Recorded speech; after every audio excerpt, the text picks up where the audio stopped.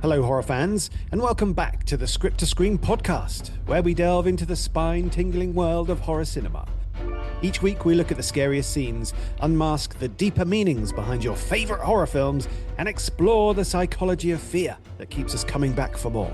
From script analysis to scene breakdowns, we'll be dissecting your favorite horror movies to see just what makes them tick. So whether you're a seasoned horror aficionado or just starting to explore the genre, join us as we unravel the spine-tingling stories that haunt the silver screen.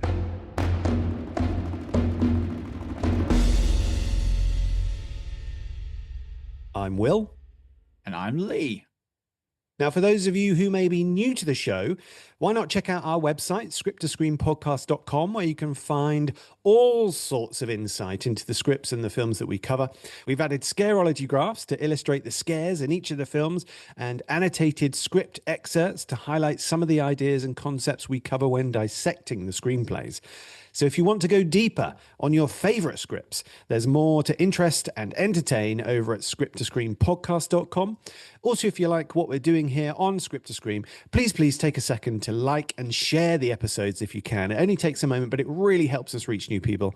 And if you're enjoying the show and really feel generous, leaving a review would be amazing for us, as it would help other people find the show as well. So we'd really appreciate that. That said, Lee, how have you been? And what have you been watching, dude? Yeah, I've been good, man. I've been good. I think probably 98% of the civilized world. I actually got around to watching the finale of Stranger Things last week. Oh, nice, dude. Okay, well, yeah, so I'm in the percentage that hasn't seen the conclusion of Stranger Things.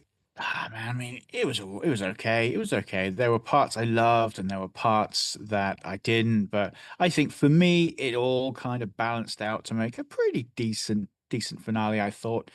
And there was no denying the sheer spectacle of it. I could rant and rave about this for hours, but I'll hold my thoughts for our inevitable Stranger Things episode down the line. What else? Oh yeah, I did catch a film called Harbinger Down, which is kind of like John Carpenter's The Thing on a crabbing boat. Okay, it sounds interesting. Was it any good? Yeah, it was okay. It was pretty cool actually. The special effects were really good, and it had Lance Henriksen in it, so that's always a tick in the Nice. positive box for me. Actually, the film has kind of an interesting story behind it, which basically stems from the 2011 prequel to The Thing. So basically, the SFX guys behind it were so kind of disillusioned when the studio CGI'd over all of their painstakingly crafted practical effects that they kickstarted a new monster movie that would be completely free of CGI, and the result was Harbinger Down. Oh. I mean, the film it does have a lot of similarities to The Thing, but I'd say it's definitely worth a watch just for the interesting visuals, if nothing else. But how about you, Broski? What's been on your screens this week?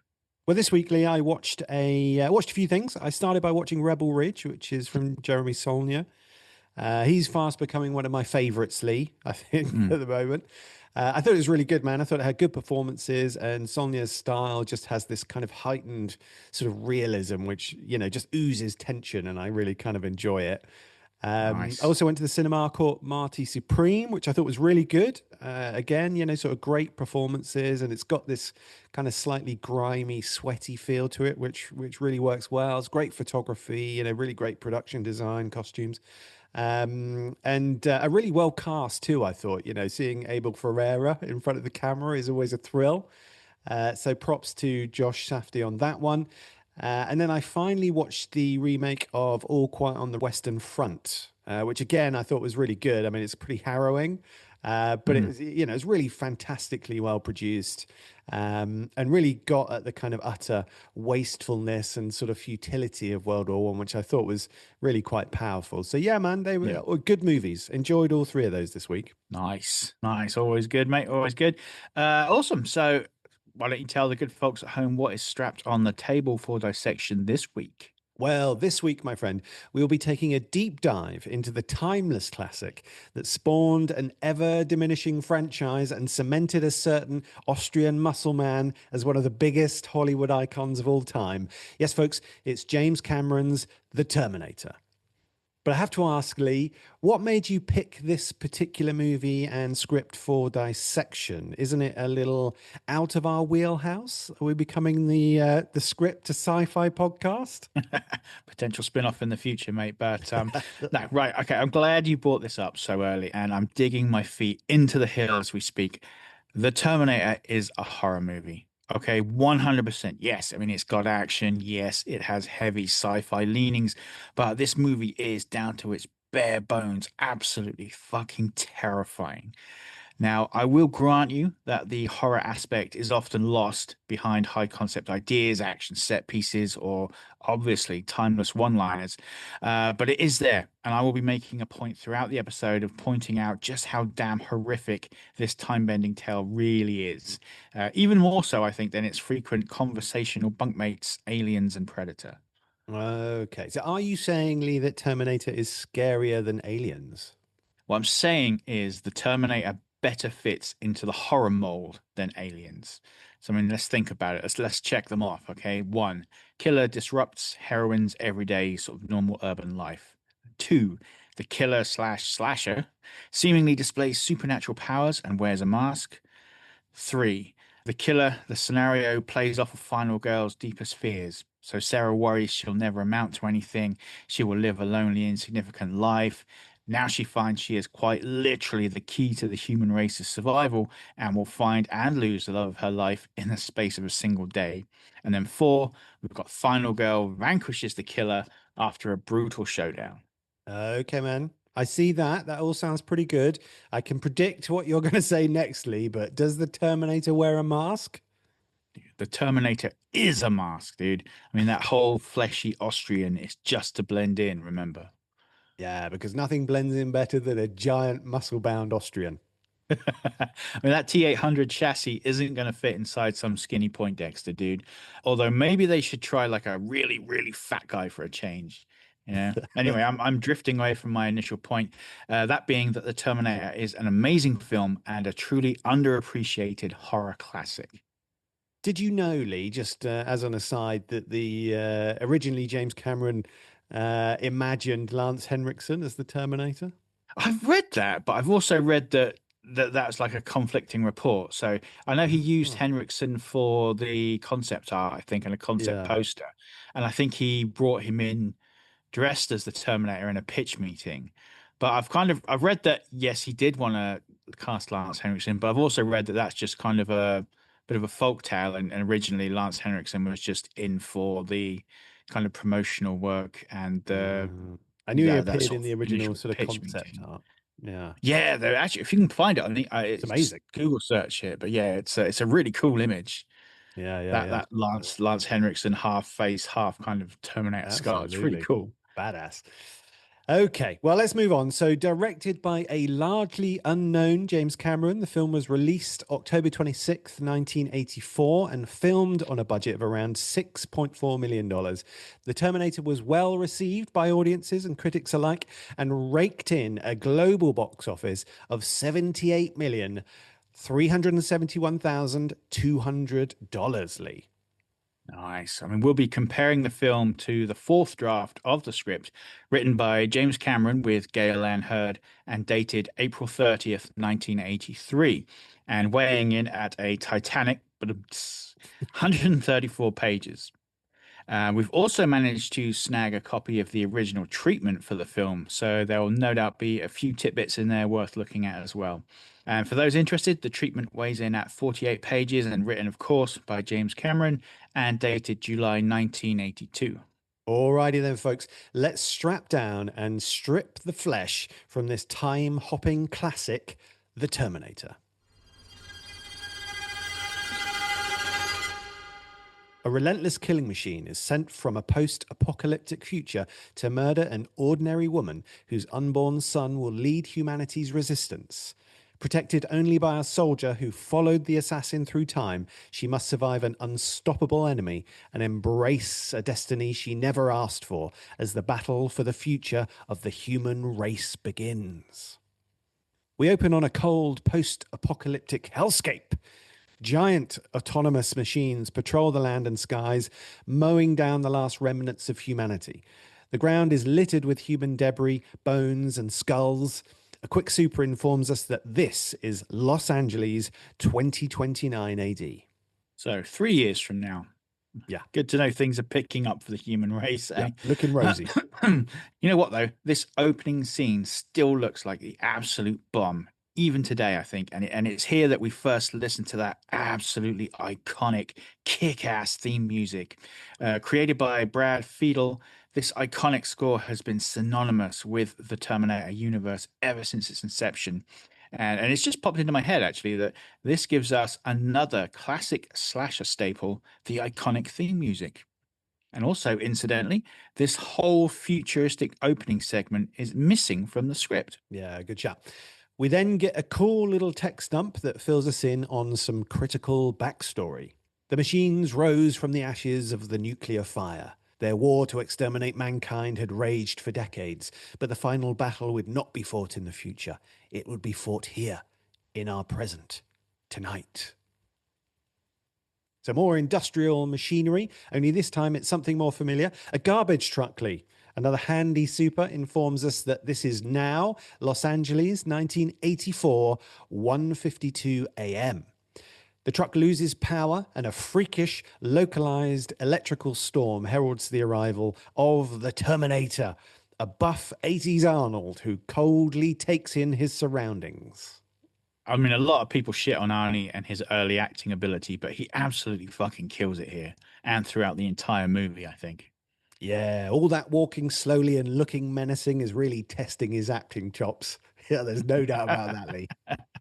Yeah, I mean, but he doesn't just walk slowly and act menacingly. He acts like a machine, and a lot of people at the time maybe associated that with poor acting. I mean, I'm not saying that 80s Schwarzenegger threw out Oscar-worthy performances, but I think his performance here in this movie is perfect. It's just like little things like not looking at minor details that most people would just be distracted by. Not looking when he reloads his guns.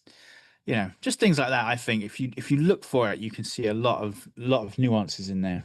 Yeah, well, there's no doubt he's engaging, right? There's no doubt Mm, about that. You can't peel your eyes away from this guy. yeah. to see it. Okay, so with his location determined, the Terminator heads toward a gang of young punks. Oh man, I remember watching this movie with my kids about a decade ago, and was totally unprepared for the resolution increase of HD Blu-ray as Arnold's swinging dong elicited an "Oh my" from my young daughter. You couldn't make that shit out on VHS, let me tell you straight away. That's brilliant. Okay, so the Terminator confronts the uncouth youths and demands they hand over their clothes, a request which they do not seem inclined to agree to. As I'm sure most of you know, these youths include a young Bill Paxton, who would go on to be the first person in history to be killed by each of the big three, a Terminator, a Predator, and an Alien. And he's joined by an equally young Brian Thompson, who would go on to star in scores of genre movies and TV shows, most notably The X-Files. Nice. I love the little fake gap in Paxton's teeth here as well. Fantastic stuff. Anyway, the young hoodlums pull switchblades, which proves to be a major error on their part as the Terminator swats young Bill aside and literally punches through poor Brian's chest, pulping his heart and killing him instantly in our first scare of the film at a little after the 5-minute mark. The remaining hood quickly begins to disrobe, and who can blame him? Quick question, Lee. Do you think they would have been spared if they'd just given up their clothes? Yeah, almost definitely. I mean, despite being a ruthless killing machine, the Terminator is nothing if not efficient. It never kills unless it is paramount to the mission, and it is, after all, an infiltration unit first and foremost. Hence why its first priority is to acquire clothes in order to blend in with its surroundings. A couple of angry naked dudes would draw a lot less attention than a couple of fresh bodies. Plus, it's never really discussed or thought about, but there's like the whole butterfly effect thing. The more carnage the Terminator wreaks back in 1984, the more chance it has of destabilizing its future. Although this is kind of debunked later, as the movie seems to work on pretty much a closed loop type of theory. And there's a really, really cool little beat in the script here. Check it out.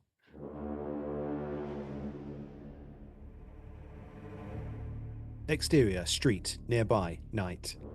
A light rain begins to fall. Terminator emerges onto the street from the playground, pausing in the pool of light under a street light to hike the collar of the punk's jacket. The rain streams down over his face, running into and over his eyes. They do not blink. Yeah, it's a wonderful little character beat there, isn't it? Fantastic stuff. Okay, so we move across the city now to some grimy back alley downtown where another electrical storm deposits Kyle Reese, played, of course, by Michael Biehn. Poor Kyle is definitely feeling more painful aspects of time travel as he drops from the sky straight onto hard concrete. It doesn't faze him for long, however, and he is up and in search of clothes himself. And there's a really interesting moment in the script here that didn't make it into the film. Have a listen to this.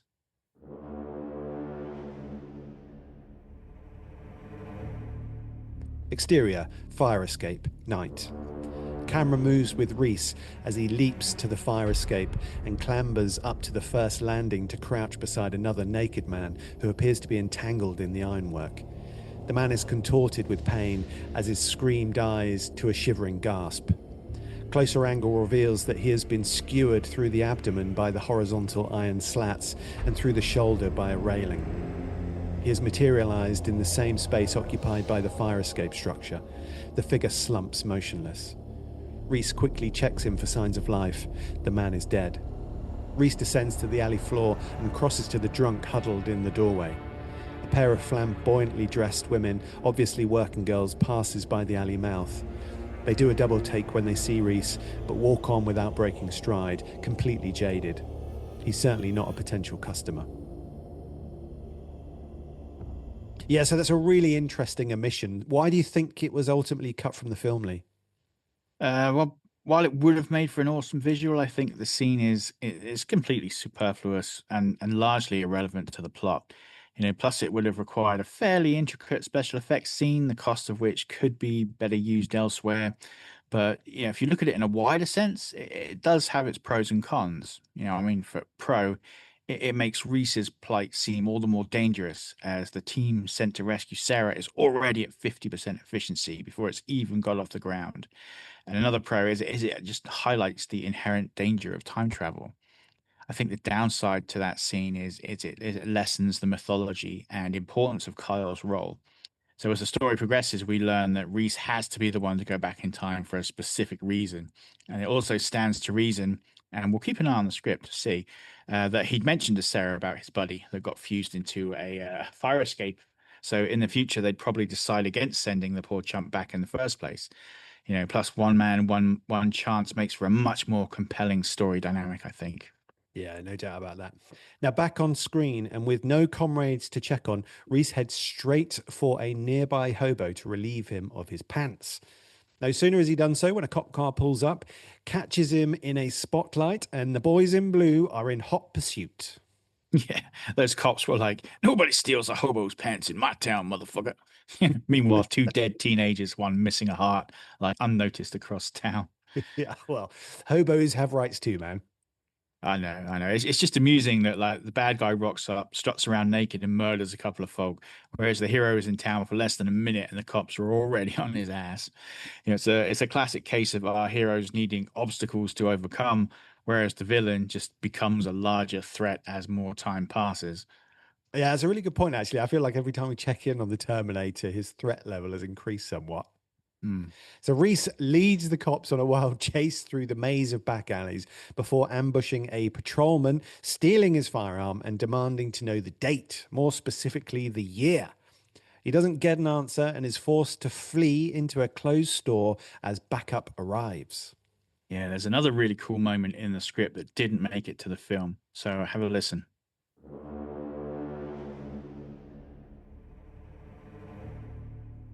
Interior, department store aisle, night. With a shocking growl, the police dog hurtles out of the shadows, leaping right at camera. A dark blur with teeth, extremely Doberman flies towards Reese. He spins, catches it by the throat in midair, arcs it to the floor with unflinching precision. Close-up, Doberman. Suddenly on its back and held by the throat, the dog yelps and stares at Reese, who leans very close. Inches from its eyes, he fixes it with a gaze of uncompromising dominance. Some ancient communication seems to pass between the two. Reese releases the animal and turns his back to it, selecting a long overcoat from a rack. The dog backs away from him, stiff-legged and confused. Yeah, Reese definitely comes across as much more of a badass in the script, doesn't he? Mm, Okay, so no yeah, doubt definitely. this would have been a tricky scene to film, requiring animal handlers and stuntmen, etc. So, it's fairly easy to see why it was left out. Nowadays, I think CGI would make this simpler, possibly not cheaper, but but possibly simpler. Anyway, while skillfully evading his pursuers, our time-hopping hero manages to acquire a long coat and some sneakers before shimmying down a fire escape where an unlocked police cruiser provides him with a shotgun. Man, these cops are so intent on avenging the hobo's pilfered pants, they didn't even have time to lock their vehicle, man. Yeah. Just a thought. Maybe they're so intent on hunting Reese because they've had reports of a naked killer murdering two teenagers across Townley. Oh, God damn it. That that actually makes so much more sense. Um, yeah, okay, LAPD, I will cut you some slack. Yeah, yeah. Still, should have locked their car though, right? I think we can all agree with that. Yeah. So Reese makes a beeline for a nearby phone booth where he scans the yellow pages. Remember those, Lee?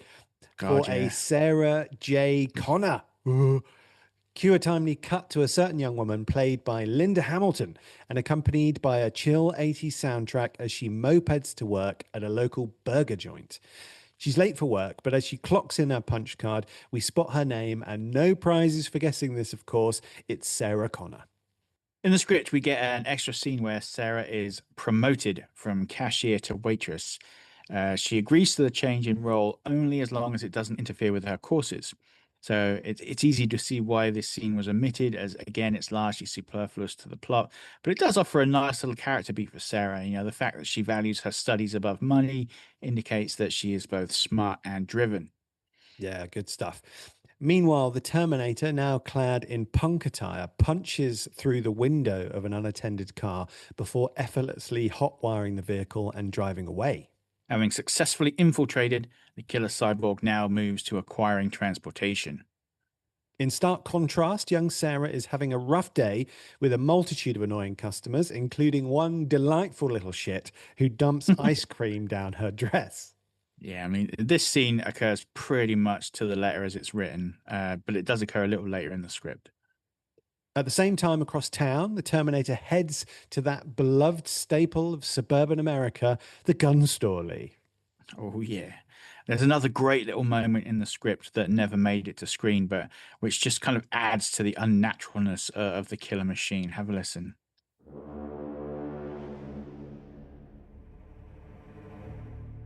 Exterior pawn shop day. Terminator walks past the long display window of an enormous pawn shop emporium. Signs declare, among other things, guns and ammo in red block letters. Terminator passes the appliance section, and the pictures on a row of TV sets distort and break up sequentially as he walks by, returning to normal behind him. Yeah, that's a really cool beat, man. Totally good stuff, isn't it? So Mm. inside the gun store, the Terminator is stocking up on a plethora of lethal weapons, courtesy of the gun store owner, who is played by none other than the utter legend, Dick Millerly. It's a legend indeed, man. A truly unmistakable and unforgettable talent. Yeah. There is one thing about this scene that's always bugged me. Okay, I bet I know what it is, but go on. Why does the Terminator ask for a phased plasma rifle when such a thing has clearly not been invented yet? Nice. I hear you. And I've spent more time than you would probably think pondering this question. Why would such an advanced killing machine make such a simple error? I mean, but don't forget that in this version of the script, there is no future opening scene or exposition blurb. So audiences would have no idea what was going on yet. There have been clues sort of sprinkled in, though, Reese asking what year it is, the Terminator interfering with the TV signals, and now this asking for a clearly futuristic weapon. So first and foremost, I think it was originally intended. It's a clue for the audience, or at least originally, it would have been. Now it's more of a kind of a knowing wink, as we have more information than poor Dick Miller. Secondly, when asked its preferred weapon, the Terminator immediately defaults to what it knows to be the most destructive weapon it is familiar with. So I reckon maybe a programming glitch, as it were. but one that is seamlessly rectified when the clerk replies, just what you see, and it instantly defaults to the next most effective gun in its line of sight. Yeah, that makes sense. Yeah, fair enough. Certainly more sense than keeping live ammunition on a gun store counter as the Terminator loads the shotgun and blasts poor Dick Miller into oblivion at about the 14-minute, 30-second mark. Yeah. So now, having infiltrated, mobilized, and armed itself, the Terminator is now ready to enact its primary objective. Yeah, and I have a sense that you're enjoying this, Lee, I have to say. So a brief check-in on Reese as he saws down the butt of the shotgun so he can hide it more efficiently under his coat before hitting the streets. And man, this guy just looks out of it at this point, doesn't he? Yeah.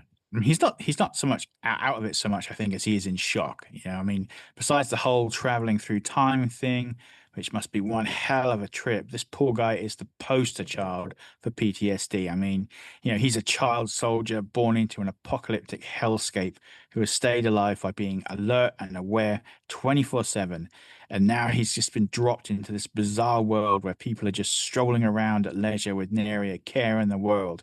Whereas he is hardwired to see danger everywhere. And that's why this new world is so hard for him to adapt to. You could make an argument that he's more at ease when the Terminator is pursuing him and Sarah because it feels a lot more like the life he's used to. Yeah, it's interesting, isn't it? And speaking of the Terminator, he tosses a guy out of a phone booth before scanning the phone book for, you guessed it, Sarah Connor. I love the guy who gets hauled out of the phone booth. He's just giving the Terminator a lecture on his lousy attitude. Yeah, surprised it didn't just kill him, to be fair. Yeah, I mean, dude, you're not getting this whole infiltration thing, are you? Leaving bodies everywhere is not a good way for the Terminator to blend in.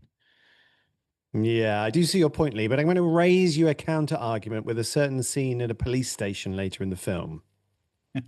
Okay, fair enough. I hear you. But I will shoot that one down when we get to it.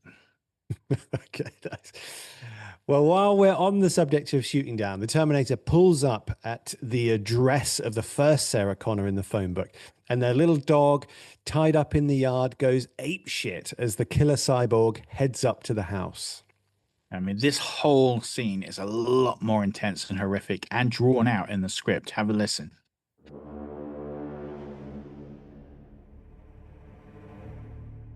Angle on a standard issue LA suburban street with kids racing big wheels in the background. Low angle with the frame compromising of a single house, toileted lawn and mailbox. Extreme foreground. By the curb is a child's plastic truck. There is the sound of a car engine approaching, and the front of the yellow Maverick appears, stopping at the curb. Its front tire crushes the toy.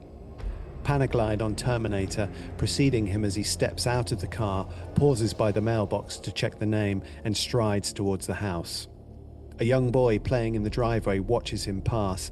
The boy's dog, a small terrier, growls low and mean, crouching back from Terminator. He rings the doorbell and waits, motionless.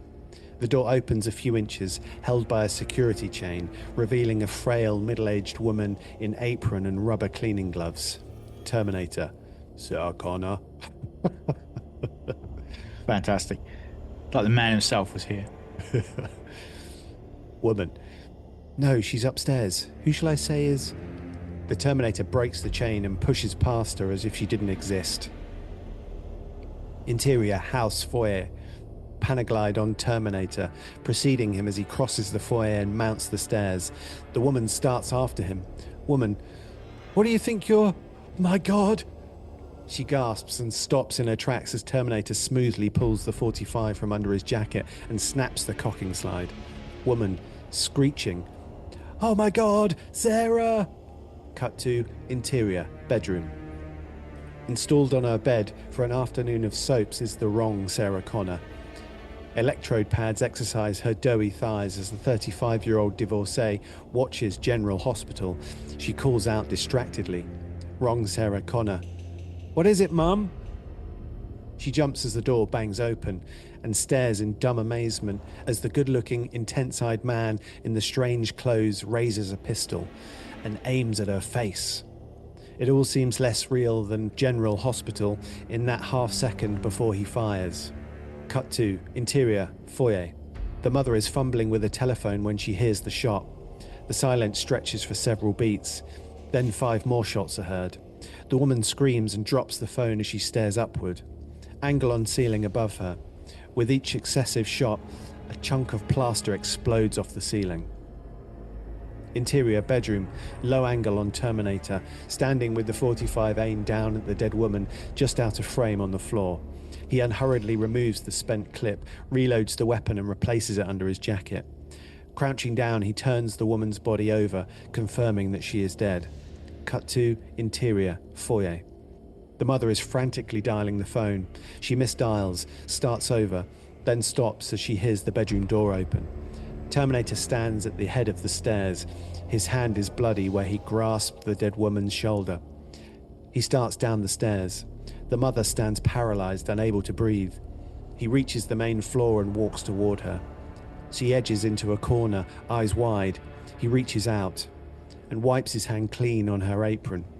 Terminator walks out without expression, leaving the woman to sag to the floor in a faint. Yeah, so on screen, the woman who answers the door is the Sarah Connor in question, and the Terminator guns her down on the spot at around the 16-minute mark. So why the change here, do you think, Lee?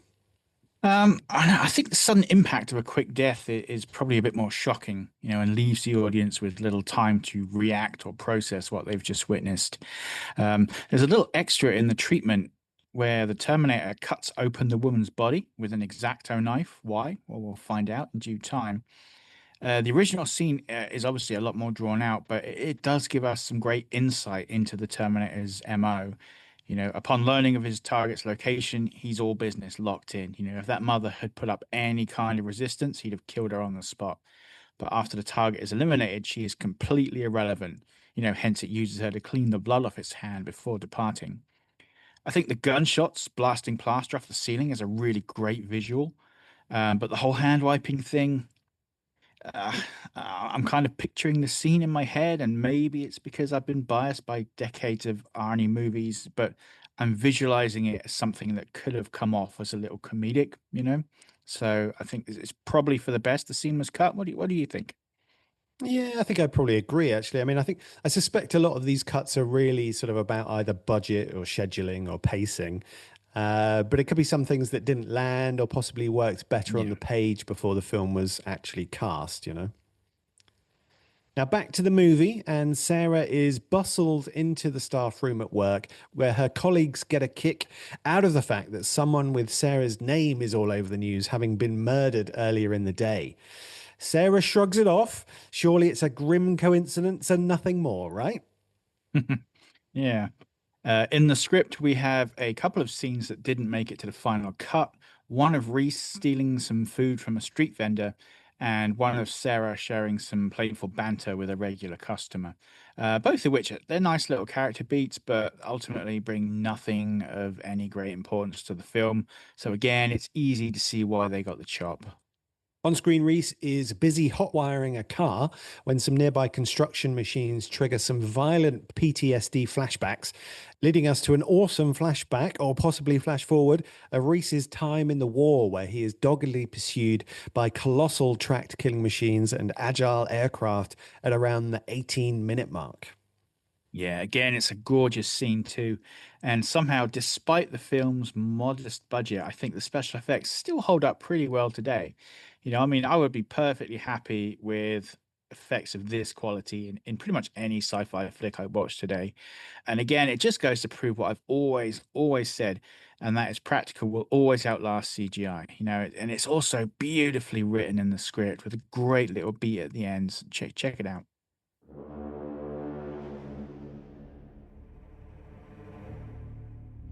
Exterior, melted ruins, night.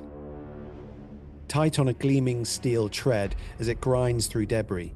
The debris is ferroconcrete, girders, and jackstraw heaps of human bones burned black. There is the sound of explosions, distant, and an intermittent electronic whine. Incredibly bright searchlights play over the ground, panning with the moving treads through twisted wreckage in the foreground. The screen whites out with a blast very close.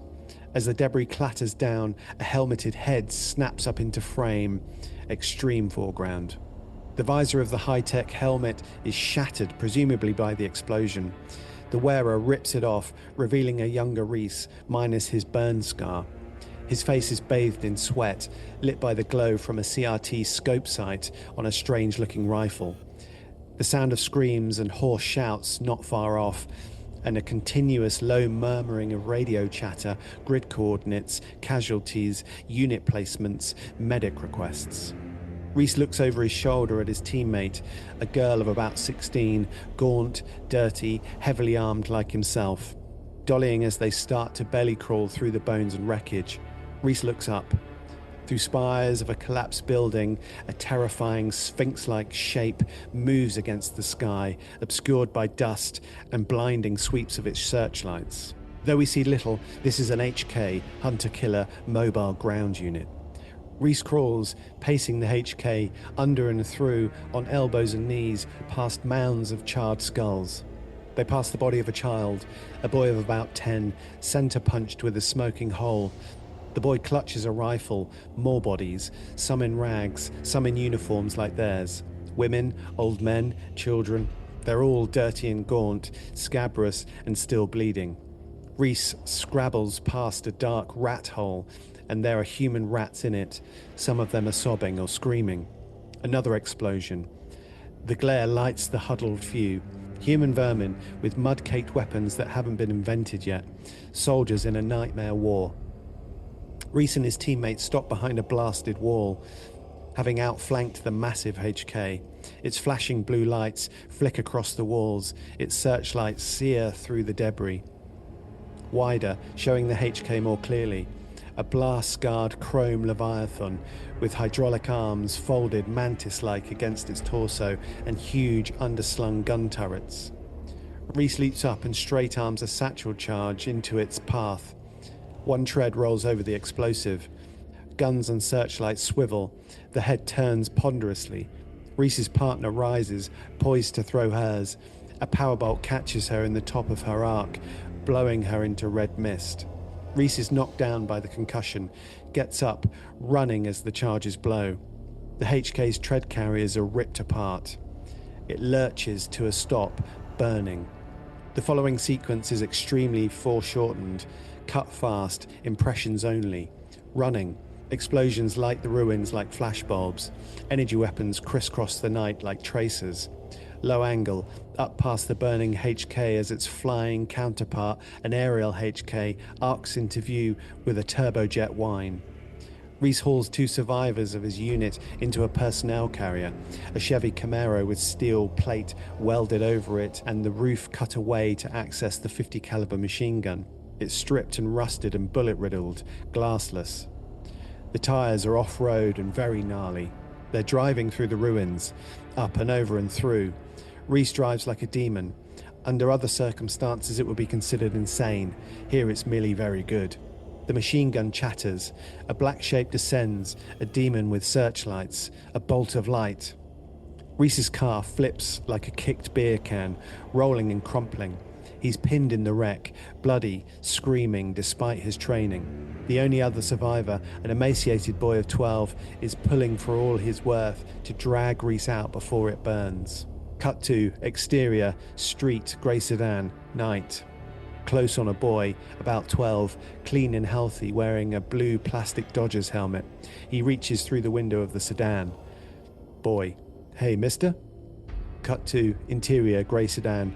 Reese's eyes open in a split second, and suddenly there's a shotgun muzzle aimed right at us. Reese quivers with a curious spasm, similar to the tremors of his arrival, and blinks at the boy. The boy is white-faced, staring down the bore. He backs away. We see that he's straddling a bicycle. Cut to, exterior, grey sedan, night. The boy's sister, slightly younger and also on a bicycle, can't see the shotgun from where she's waiting. Sister, taunting. See, I told you he wasn't dead. You owe me a Baskin Robbins. The boy rides past her like a shot. Boy, urgently. Come on, just come on. Interior, grey sedan, night. Reese relaxes slowly, the voltage draining out of him. Insert, macro. Reese's finger on the trigger is white with pressure. He slips the safety to the off position. The gun can now be fired. He sets it on the seat and reaches for the dangling ignition wires, starting the car. Yeah, man. Pretty intensely. Oh It's yeah. pretty intense stuff. I feel it's worth mentioning the script has a large amount of directorial notes and camera directions. As we all know, and as we've always sort of point out, this is not kind of generally recommended practice. However, James Cameron isn't the most successful film director of all time for nothing. And he, of course, bears the vaunted Writer writer director director privilege. privilege. There's just so much to love in this scene, and the way it is painted in the text is so much more horrific, I think, than what's on screen. And don't get me wrong, as I mentioned a moment ago, Cameron has done an amazing job bringing his vision to the screen, but there's just something about the way it's written, in my view at least, comes off as far more intense and horrifying. Not the least that Reese would have literally painted the walls with a little kid's brains had he not had the foresight to leave the safety on his weapon. Yeah. So we rejoin Sarah back at her apartment as she and her roommate Ginger ready themselves for a night out, Lee. Hey, in the script, this scene is preempted by scenes of Sarah meeting up with Ginger and her boyfriend Matt at the spa where they both work. Next on screen, Sarah answers the phone to Matt, who, believing Ginger is on the line, launches into a sexy, gravel voiced monologue about what he's going to do to his girlfriend a little later. Sarah amusingly shoots him down before fetching Ginger. You got to give credit to Matt though. He launches straight back into that monologue without missing a beat. This guy got some game. It's an amusing moment. There's no doubt about that. We move to the local police station where detectives Traxler and Vukovic are comparing homicide reports. It seems there's been another shooting, the victims Sarah and Connor this time, Lee, and the cops instantly put two and two together. Yeah, it's good to see the detectives are a capable bunch after the slightly poor showing from the patrolman earlier in the film. It's also worth noting that Traxler and Volkovich have seemingly switched personalities in the translation from script to screen. Yeah, that's really interesting. Have you any kind of thoughts on why that might be? Uh, if I had to wager, I reckon it's probably down to like the final casting. Paul Winfield and Lance Henriksen each bring a very different energy to the roles, and I suspect that when they were ultimately cast, Cameron just kind of adjusted the script and the lines to better reflect the actors' kind of innate energies and personas. I mean, in the script, this interaction occurs at the actual crime scene of the second murder rather than in the police station. But otherwise, the dialogue is largely the same.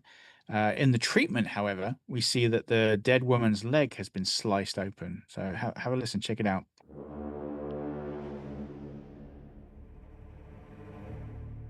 Vukovic stops the report. Did you hear correctly? Two homicides in one day with the same name? That's not all that's the same, Buckman says, lifting one of the girl's pant legs, which has been slid up past the knee. Also slit from ankle to knee is the skin and muscle of her calf, peeled back like a hot dog bun to expose the shin bone. So, what's the story with this post-mortem incision? Well, as Reese would explain later in the treatment, Skynet had retrieved Sarah's body in the future after she was killed during a raid, and the autopsy had revealed an old leg wound that had been repaired with steel screws. Hence, the Terminator was checking to see if it had executed the correct Sarah Connor. Interesting. Now, back at the apartment, Sarah and Ginger are ready for their respective dates. And I have to say, Lee, the hair on display in this scene is quite fabulous. Yeah, absolutely. If they ever erect a monument to 80s fashion, it should be this single image. I think the hair takes up about 40% of the shot. It's goddamn glorious, man. That's completely magnificent. Okay, so Sarah's night is cut short, however, as her scumbag date cancels on her via answering machine, but she consoles herself with her pet iguana. I used to have a pet iguana. Really? Yeah, yeah, yeah. He was a red iguana called Ziggy. I used to take him for Wow. walks and to like pick the kids up from school. He was a really loving guy too, kind of like a puppy in a lizard's body. It was crazy. Well, the certainly the lizard on screen doesn't seem too keen on being picked up. Yeah, that he does not. Yeah. Also, I couldn't help myself, Lee, but this instantly made me think of Jub Jub. Do you know what I'm talking about, Jub Jub? Sounds familiar. What's it from? Selma's iguana in The Simpsons. Oh God, yes, of I course. was like, oh, did they watch this and get the pet iguana? Anyway, in another life, Sarah would be living with her sister and chain smoking Lee. Anyway, with Sarah jilted, she opts to go and see a movie and heads out, bumping into Matt for a very minor fake out jump scare. In the dark parking lot, she gets the sense that she's being watched, but after a tense beat, she heads out on her little moped. Moments later, Reese drives out in pursuit. Yeah, I mean, this is another great little horror shot. You know, the dark parking lot, the ominous Terminator theme, the vulnerable girl, textbook stuff. We check back in with Traxler and Vukovic, who have been trying unsuccessfully to get a hold of our heroine. With time against them and no answer at Sarah's apartment, Matt and Ginger are too busy boning to answer the phone or door, it would seem. Traxler makes the decision to make a statement to the press in the hope Sarah will hear it and get in contact. Well, the plan seems to work as the very next scene, Sarah catches the news report in a local bar and makes a beeline for the phone, only to discover her name is next on the list. Oh, Dun dun Lee! dun. Sadly, the phone is out of order, so she makes her way outside, painfully aware of every look and stare cast her way. Yeah, I mean, if you put yourself in Sarah's shoes, this is all pretty damn terrifying. And to her credit, she does exactly the right thing, stays in public places and searches out a phone to call the police. Outside the bar, she spots Reese lurking nearby and clearly vying for the shiftiest looking motherfucker in history award. She attempts to lose him by ducking into a groovy dance bar called Tech Noir, which seems to work as Reese shiftily saunters by. With Reese seemingly evaded, Sarah is straight back on the phone to the police. Yeah, another thing I love about this film is that the protagonists are mostly pretty damn smart. You know, they do everything right, assuming they're up against a regular human killer, of course. Unfortunately for them, the Terminator is far from what they are expecting. Outside Sarah's apartment, the police car stationed there by Vukovic is called away on an emergency. Wouldn't you know it? Right as the Terminator rocks up to the apartment. Inside, Ginger, headphones blaring, heads to the kitchen to prepare a post coital power snack while the Terminator looms over a sleeping Matt. Thankfully, the muscle jock wakes just in time to roll away from the Terminator's devastating head punch, which obliterates the pillow he was resting on. The two men then go toe to toe, destroying most of the room while Ginger rocks obliviously to her Walkman. Yeah, I mean, credit to Matt for giving it the old college try, but he is totally outclassed here. In the script, the Terminator actually tries to slit his throat with the X-Acto knife, and the fight is it's just more brutal. Whereas in the film, we get one of my biggest annoyances in fight scenes, where someone just throws their opponent around a room rather than just like grabbing them and twisting their head off or whatever. I mean, check out this moment we could have had from the script. Terminator places one hand on either sides of Matt's barrel chest. He sinks his fingers into the flesh, an inhuman grip. Matt is raised off the floor, contorted with agony above the other's head. See how much cooler that is? You know, instead he just picks him up and tosses him 4 times. You know, I mean, granted that is enough to kill him, but this is just one of my movie pet peeves. You know, every time you toss the guy, you're giving him a chance to get up, fight back, or escape. Just kill him, dude. You know, God. That's a fair gripe, to be honest. The last and presumably fatal toss sends poor Matt crashing through the bedroom door and startling poor Ginger, who is promptly executed by the Terminator. And this whole sequence kicks off at around the 30-minute mark. At that exact moment, Sarah comes through on the voicemail asking Ginger and Matt to pick her up from Tech Noir. Yeah, talk about bad timing there. Yes, sir. Very bad timing. With his prey still active, the Terminator quickly searches the apartment for Sarah's ID, which gives him a lock on what she looks like. And ever the tactful machine, it also pockets her address book in case it is unsuccessful later. Now, I mentioned earlier how this script is written very much like a horror movie. So check out Ginger's death on the page and hopefully you'll see what I mean.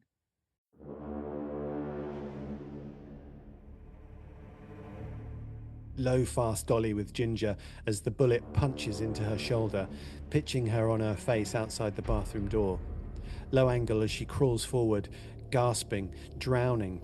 The implacable figure looms behind her. Her expression is agony and reeling, nauseating terror, an incomprehension. Why am I suddenly dying? Her eyes roll, showing the whites, like a horse tethered in a burning stable. Yeah, it's pretty damn brutal, isn't it? Poor Ginger. I mean, it's very kind of evocative language, though, isn't it? It's Mm. really sort of well done. So, with the futuristic killing machine heading directly to her location and her best friend's dead, an oblivious Sarah finally gets through to Traxler, who tells her to stay in a public place, don't even use the restroom, and he'll have a car there to pick her up momentarily. Yeah, again, exactly what they should do. But unfortunately, the Terminator couldn't give less of a fuck about public places if it means eliminating its primary target. It must have taken Sarah longer than we initially thought to get through to the police, as no sooner has she taken her seat at a booth when the Terminator rocks up at the club, Lee, at about the 34-minute mark. There are a couple of short scenes in the script that show the Terminator speeding across town and Traxler and Volkovich doing the same, but these were omitted from the film. Yeah, I imagine they were cut for pacing reasons. I mean, this whole script has been pretty damn tight so far. It's Hmm. literally just been a case of trimming the fat from a few scenes. Yeah, I mean, there's a reason Cameron makes the big bucks, dude. I mean, he is an absolute master of the craft. So a bouncer tries to stop the Terminator from entering the club without paying and gets every bone in his hand broken as a result. And what follows is a beautifully shot scene. The Terminator methodically stalks the club, and Sarah unknowingly earns herself a moment of respite as she ducks under the table to pick up a bottle, avoiding the Terminator's initial sweep. She looks up to see Reese watching her from across the bar just as the Terminator zeroes in on her. The heartless machine is locked in and barrels his way across the dance floor before drawing and cocking his massive pistol and putting the laser sight on Sarah's forehead. It looks like she's done and humanity is truly fucked, Lee. But wait! Reese whips out his stolen shotgun and blasts the Terminator, throwing off his arm before another 2 rounds send the killer cyborg flying. It's a credit to just how good Reese is here. You know, the first round hits the Terminator bang in the arm, knocking off his aim and literally saving Sarah's life. If that shot had hit anywhere else, torso, head, she'd be wallpaper paste right now. You know, and also I think I'm going to put the end of Act One around about here. What do you think? Yeah, I mean, I had it here too, dude. I think it's quite a ways along in the script, isn't it? Yeah, definitely. It also occurs to me, but unless I'm mistaken, this is the only point in the entire film where Michael Biehn and Arnie are together in the same shot. I would imagine. I mean, it's still a kind of a fast cut frenzy, but they've got to share the screen at some point in here, right? Yeah, I mean, I hadn't actually kind of noticed that, but you could well be right. I mean, I guess I guess they'll always have that glorious moment in tech noir, though, right? Anyway, the Terminator is up almost immediately, whips the Uzi 9mm from his coat, and sprays the bar, forcing Reese to dive for cover. It then locks back in on Sarah, gunning down the person directly behind her and knocking her to the floor. Yeah, again, the Terminator doesn't miss here. Sarah is literally saved by some unfortunate soul moving behind her at exactly the right time. Still trapped beneath the fresh corpse, Sarah struggles to free herself as the Terminator advances. Thankfully, Reese is able to save the day, once again pummeling the cyborg with shotgun rounds until it is sent flying through a window out into the street. Again, the hulking machine is straight back up, but Reese is able to secure Sarah and leads her out into a back alley with the Terminator in hot pursuit. Yeah, I mean, in the script, this scene is made even more intense due to the bar being set ablaze during the shootout. The pursuit continues through the back alley. Reese ignites a parked car with a shotgun blast, creating a wall of fire which isolates them momentarily from the pursuing machine. They enter Reese's vehicle and start backing out of the alley when the Terminator leaps through the flames onto the hood of the car, punches through the windshield, and grabs Sarah. Reese manages to shake him off, and they tear off down the road. Nice. I mean, there's some really cool moments in the script that didn't make it to the film, so check them out.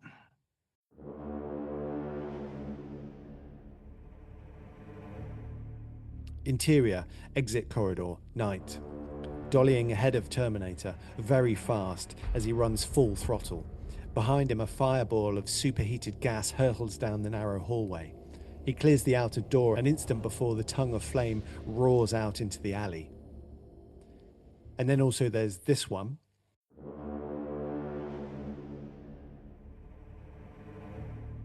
Exterior, alley, night. Behind them, Terminator is moving with inhuman speed, bounding like a panther, leaping trash cans and other obstacles. And while the idea of the Terminator leaping cat-like through the alley in pursuit sounds pretty badass, you just know it would have looked like shit had they tried to pull it off. Nowadays that scene would have ushered in some ropey CGI, and for one, am glad that they kept the T-800 as a kind of walking tank. I also like the fact that the fire has burnt down Arnie's hair and singed off his eyebrows. That's both dedication and great attention to detail. Yeah. So the Terminator KOs a policeman and steals his patrol car before heading off in pursuit. Reese, meanwhile, is absolutely tearing up the road as he guns his stolen vehicle through traffic and across the sidewalk in an attempt to put some distance between them and the pursuing machine. While driving for their lives, he also does his best to explain to Sarah what is happening and why she's being targeted. Yeah, I mean, this is some brilliant writing. I mean, nobody likes exposition, and we're so overdue a major info dump here. But not only does Cameron break the expo into small chunks, he drops them during one of the most heart-pounding action scenes in the entire film, when everyone is absolutely 100% dialed in. Even the way it's written in the script is compelling. I found I'd literally read through 10 pages while comparing the script to the scene. It's so well crafted that my eyes just flew across the page. And also in the script, Reese has to evade a pursuing police chopper as if he wasn't having enough trouble. Yeah, a little unrealistic, maybe? Hey, this guy's been ditching HKs all his life. A police chopper would surely be a piece of cake. That's true. It's very truly. Reese takes cover in a multi-story where he fills Sarah in on the rest of the essential exposition. Not believing a word, Sarah sinks her teeth into the poor guy as she tries unsuccessfully to flee. Yeah, in the script, Reese gives her a curt slap around the face for her impromptu chomp, but on screen he is far more restrained. And we also get this legendary monologue. Reese, slow but intense. Listen, understand that Terminator is out there. It can't be reasoned with. It can't be bargained with. It doesn't feel pity or remorse or fear, and it absolutely will not stop ever until you are dead. That's the stuff of absolute legend there, man. Great stuff. So the Terminator catches the location of Reese's abandoned car over the police radio and makes a beeline for the car park. Meanwhile, Reese finishes explaining to Sarah about his mission, dropping the double truth bomb that the world is a few years away from nuclear destruction and that her unborn son is basically future Jesus and that a cyborg has been sent to murder her. To be fair, that's quite a bit to take in all at once. But I'm going to go off on a bit of a rant here, so bear with me. Oh, God. What now, Lee? Okay, so despite the fact that it's frequently referred to as such, the Terminator is not a cyborg. A cybernetic organism, Lee, please. Steel chassis covered with human tissue. The definition of a cyborg is a cybernetically enhanced organism. The Terminator is not an organism.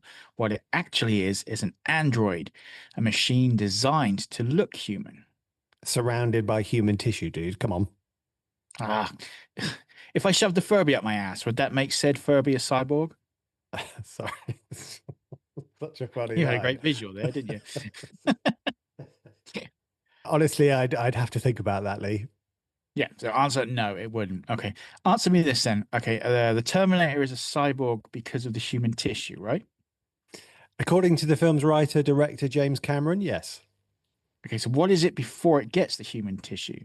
We know in the future these things walk around skinless, as well as clad in flesh suits. So what are the ones that don't get flesh suits called? Is it an android, then a cyborg once the flesh is on, and then when the flesh is burnt off or removed, what does it become then? Naked? And once you hit the sequels, they ditch the flesh suits completely in favor of liquid metal, which can, for some reason, use the time travel dilation equipment as though it were flesh. In fact, the only time Skynet ever uses actual cyborgs are in the comics. You could make an argument for Grace from Terminator Dark Fate, as she is clearly a cyborg, but she technically wasn't sent by Skynet. Okay, so possibly not a cyborg. I mean, for the sake of the movie, I will refer to the T-800 as one for the purposes of this episode, but totally an android. Nice to see you behaving like an adult for a change, Lee. Yeah, but it totally isn't a cyborg. Okay, so Borg or no Borg, back to the film it is. And no sooner has Reese hotwired a fresh car when the Terminator is on them. And they race back out onto the street, exchanging shotgun blasts as they go. The pursuit stretches on into an underpass where ultimately the Terminator crashes head on into a concrete wall as Reese and Sarah are surrounded by the cops. It looks like Reese is going to go down fighting, but Sarah convinces him to surrender while the Terminator flees in the confusion. In the script, Reese surrenders immediately, and Sarah wastes no time in fleeing to the cops. Yeah, okay, so why the small changes here, do you think, Lee? Uh, I think it adds to both of their characters, to be honest. I mean, Sarah, despite seemingly being kidnapped by this man, recognizes that he saved her life multiple times and doesn't want to see him killed. Reese, on the other hand, is unused to fighting humans, and I don't know, maybe he fancies his chances against the LAPD. Yeah, it could be. I mean, my take on this is that Reese is kind of just hell bent on saving Sarah, and anything that gets in the way of that is getting roughed up, whether that's Hmm, police or whoever it may be. yeah. I've got a question, Lee. Why didn't the Terminator take this opportunity to kill Sarah rather than escaping? As always, my man, it's a good question. Um, as we'll see in the following scenes, the Terminator has sustained some significant damage, both from Reese's shotgun blasts and, more importantly, the car crash. So it must have factored in that its efficiency had dropped to a point where it could no longer guarantee a kill. Plus, it would have deduced that Sarah would be taken to the nearest police station, where it would be able to easily reacquire her. At said police station, Sarah is being comforted by Traxler and Vukovic as she learns of Matt and Ginger's demise. They're joined by one Dr. Silberman, played by Earl Bowen, who will go on to be one of the franchise's most reoccurring stars, tying with Linda Hamilton at 3 movies apiece. Meanwhile, the Nice. Terminator returns to its lair to conduct some field repairs, beginning with its damaged arm. Silberman interviews a handcuffed Reese, and again, Cameron drops some more vital exposition, which blends seamlessly into the story. Yeah, in the script, we get a brief mention of Reese's hilariously ineffective time jumping companion, who went by the name of Sumner. And it also occurs to me that Reese is totally acting as the Terminator's hype man here, isn't he? Yeah, so this is a trope we've hit upon before. So a silent or unseen antagonist is hyped up by another member of the cast, a la Michael Myers and Dr. Loomis from Halloween. Nailed it, dude. Now, back on screen, the Terminator finishes up its repair work, cutting out a damaged eyeball with some impressive yet undeniably ropey looking puppetry before donning some shades and a leather jacket to complete that now iconic Terminator look. Sarah, Traxler, Vukovic, and Silberman view Reese's interrogation tape, and the good doctor confirmed that Reese is indeed batshit crazily. Sarah doesn't seem totally convinced, though, and is still understandably on edge, despite Traxler's reassurances that there are 30 armed cops in the building. Yeah, there's a little more depth to the Traxler Volkovich in the script. Check out this scene that never made it to the film, and remember that the roles of the two detectives have been switched from the page to the screen. Interior corridor. Vukovic passes outside the door, lost in thought. Traxler studies him for a second. Traxler, what? Pause. Ed, come on. The guy's a wacko. Vukovic glances up. Vukovic, quietly, he'd better be. So a little later, as Silberman exits the station, who should stroll in but the goddamn Terminator, Lee? Oh my goodness. There's a cool little beat where Silberman checks his pager and misses the Terminator's entrance. Would he have put 2 and 2 together had he seen the cyborg in the flesh? Probably not. The Terminator heads to the reception desk and asks to see Sarah Connor. The cop on duty tells him she'll be a while as she's making a statement, but he can wait if he wants. The Terminator takes a moment to study the front desk and its surrounding structure before leaning in and making movie history by dropping the seemingly inane line, "I'll be back." Which is written in the script, interestingly, as "I'll come back." Yeah, I enjoyed that actually. It really doesn't have quite the same sort of ring and vibe, though, does it? Moments later, the T-800 smashes its car through the front office and crashing through the reception desk. Okay, dude, so let's take a minute here to go back over a point that you brought up earlier. Yeah, I know exactly the one. If the T-800 is designed for stealth and infiltration, why is it smashing through buildings and taking on 30 armed cops? Okay, so let's look at this first from a plot perspective. The Terminator has just confirmed that Sarah is in the building. It knows pretty much exactly where she is at this point. Not to mention, the only person with knowledge that could prove effective against it is also restrained inside.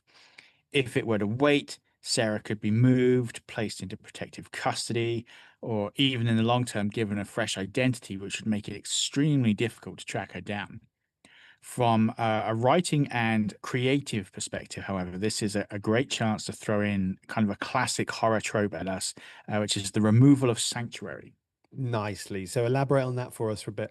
Okay, so often in horror and in video games too, especially, there's a safe place, a sanctuary where we are told the protagonists are safe from the killer. It's a haven where the hero or heroine can rest and recharge, lets the audience breathe easy in the knowledge that nothing bad will happen. Now, if that sanctuary is taken away or invaded, it throws the film into high gear and reinforces the fact that nowhere is safe. And here it also reasserts the deadliness of the Terminator and how Sarah will never be safe as long as this machine is after her.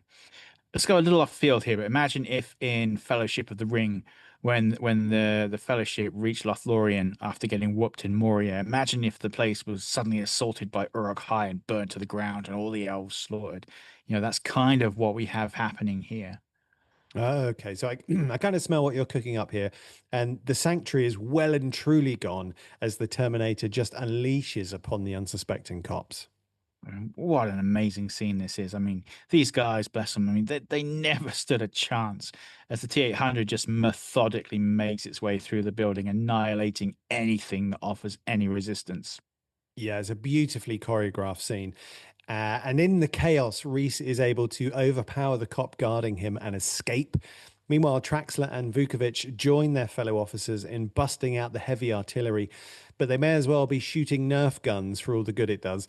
Meanwhile, Terminator, having overloaded the power, plunges the station into darkness, and Reese has managed to secure Sarah. And in the script, we get a really cool little beat with Vukovic, aka Traxler. Interior, office. Sarah and Reese move rapidly through the smoke.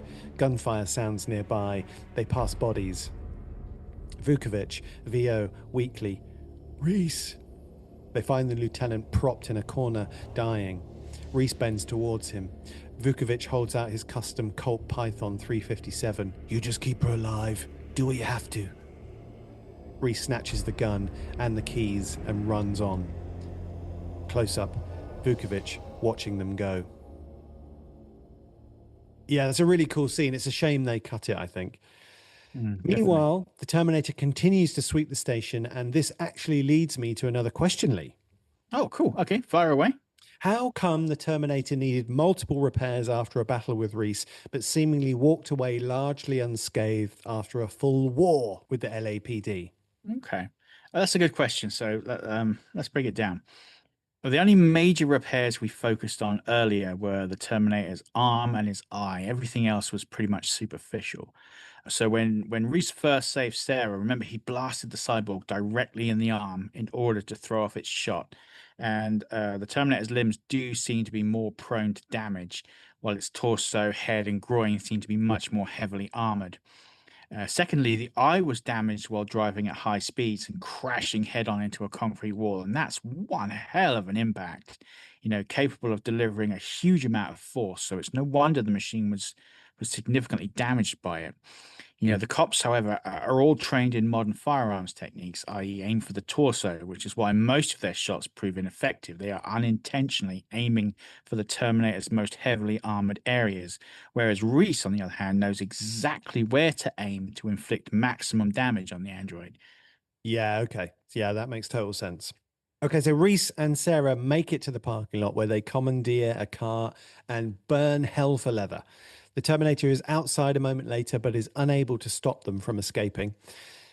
So I just thought of another question, actually, Lee. Besides the unavoidable plot armor, why does the Terminator always seem to miss when aiming at Reese and Sarah? It's like he wandered off the set of the A Team. He graduated from Stormtrooper Sniper School. Um, I think in this particular scene, the Terminator does actually land a shot on Reese. And the two are only spared because the weapon it's using runs out of ammo. I mean, you can see the T-800 kind of check it after it fails to fire. Damn it. Okay, fine. I'll let him off this time. Back on screen, Reese and Sarah ditch the car off road and take refuge in an old storm drain. Here, the two take some much needed downtime and actually get to know one another a little. We learn that Reese's first name is Kyle and that he volunteered to go back in time to save Sarah, as it was a chance to meet the legend, the woman who taught her son how to fight, how to organize. And all this seems a little out of character for poor Sarah, who, whilst totally on board with Reese's claims now, is still far from comfortable being the mother of the future. We also see that, as you said, Reese did indeed take a glancing hit from the Terminator. It's just a flesh wound, though, and Sarah does her best to bandage it up. Reese gives Sarah a brief message from her future son, as if her poor head wasn't messed up enough already, and the two bed down to get some sleep. Reese horrifies her with more tales from the future, leading us to another flashback slash flash forward at the 1 hour, 9 minute, and 30-second mark. This time, Reese is returning from patrol into an underground stronghold. And to say things have gone south for the human race would be a massive understatement, Lee. People are wailing, starving, dirty, eating rats and slop. It's a future totally without hope. It's a good job those guard dogs are essential for sniffing out Terminators, or they'd no doubt be on the menu too. Yeah, good. I don't think I can handle any more canine fatalities at this point, Lee. Goddamn savagery. So Reese finally slumps down in an unattended spot to get some rest and removes a photo of Sarah from his pocket. Just as he starts to oogle his historic honey to be, the dogs go nuts and it's revealed that a Terminator has made its way into the sanctuary. The hulking humanoid whips a massive Gatling laser from beneath a poncho and starts to lay waste to everything in sight, dogs included, Lee. Oh no. Oh man, I mean, this hulking T-800 variant was played by Schwarzenegger's longtime buddy and fellow bodybuilder, Franco Columbo. Nice. Solid name, that. Solid name. Hell yeah. Things don't look to be going well for Reese as Sarah's photo is consumed by fire and the Terminator, its eyes glowing red, looms over him in the darkness. And we're back in modern, or is it historic? Who knows? Times as Kyle cradles a sleeping Sarah before she wakes. I've always been a little confused about this scene, Lee. Is it Sarah having a dream based on Reese's talk of the future, or Reese enduring, yet another traumatic flashback? Well, according to the treatment, it's both. Check it out.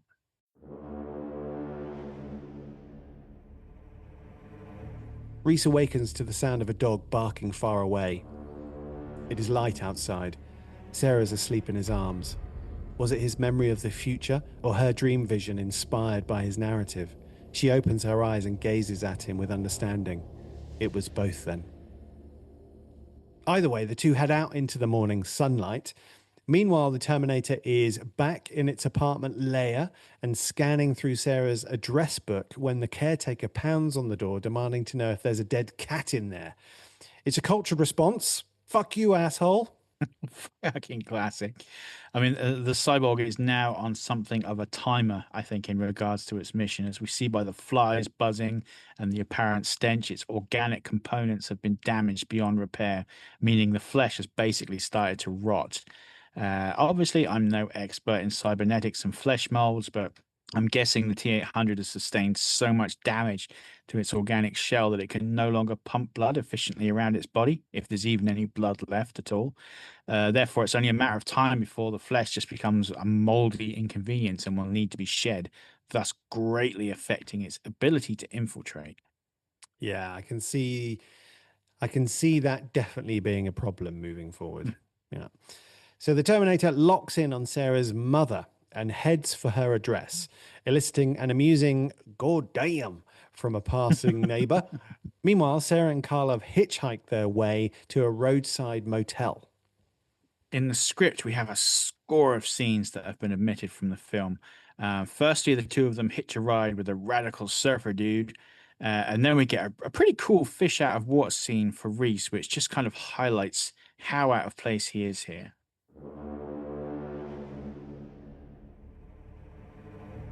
Carl wanders toward the drinking fountain. A bunch of kids are running around and throwing water at each other with paper cups. Reese shambles through them like a zombie. He stands among the children, an alien in this land without fear. He watches people at picnic tables, laughing and listening to portable music. Kids squeal, dogs bark. Little girl, voiceover. "Can you get my balloon?" Down angle on an achingly beautiful little girl of about 4. She points above his head. Reese looks up to see a helium-filled mylar balloon stuck in the foliage of a tree just above him. He pulls it down by its string and holds it, turning it over dully. He crouches down to her eye level. She smiles. "Reese, aren't you afraid to be out in the open like this?" Little girl. "Huh?" Reese whirls reflexively at a screen behind him. The mylar balloon bursts in his tense hands. A teenage girl is being doused with water by 2 boys with plastic jugs. The little girl looks at the broken balloon, then glares at Reese. She punches him soundly on the shoulder and storms off.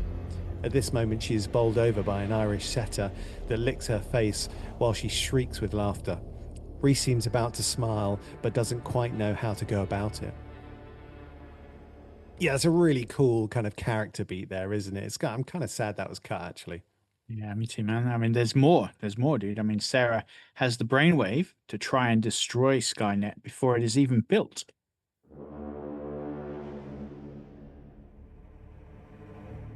Sarah's finger points to a listing which reads Cyber Dynamics Corporation, 18144 El Camino Real, Svale. Angle on Sarah and Reese. She looks smug. Sarah. "Look, I found it. Isn't it Cyber Dynamics Corporation?" Reese. "What about it?" Sarah. "Didn't you say that they're going to develop this revolutionary new thing?" Reese. "Molecular memory." Sarah. "Whatever.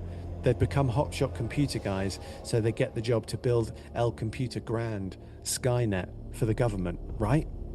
Reese. Uneasy. "That's the way it was told to me." Sarah's fear has been replaced by excitement. Sarah.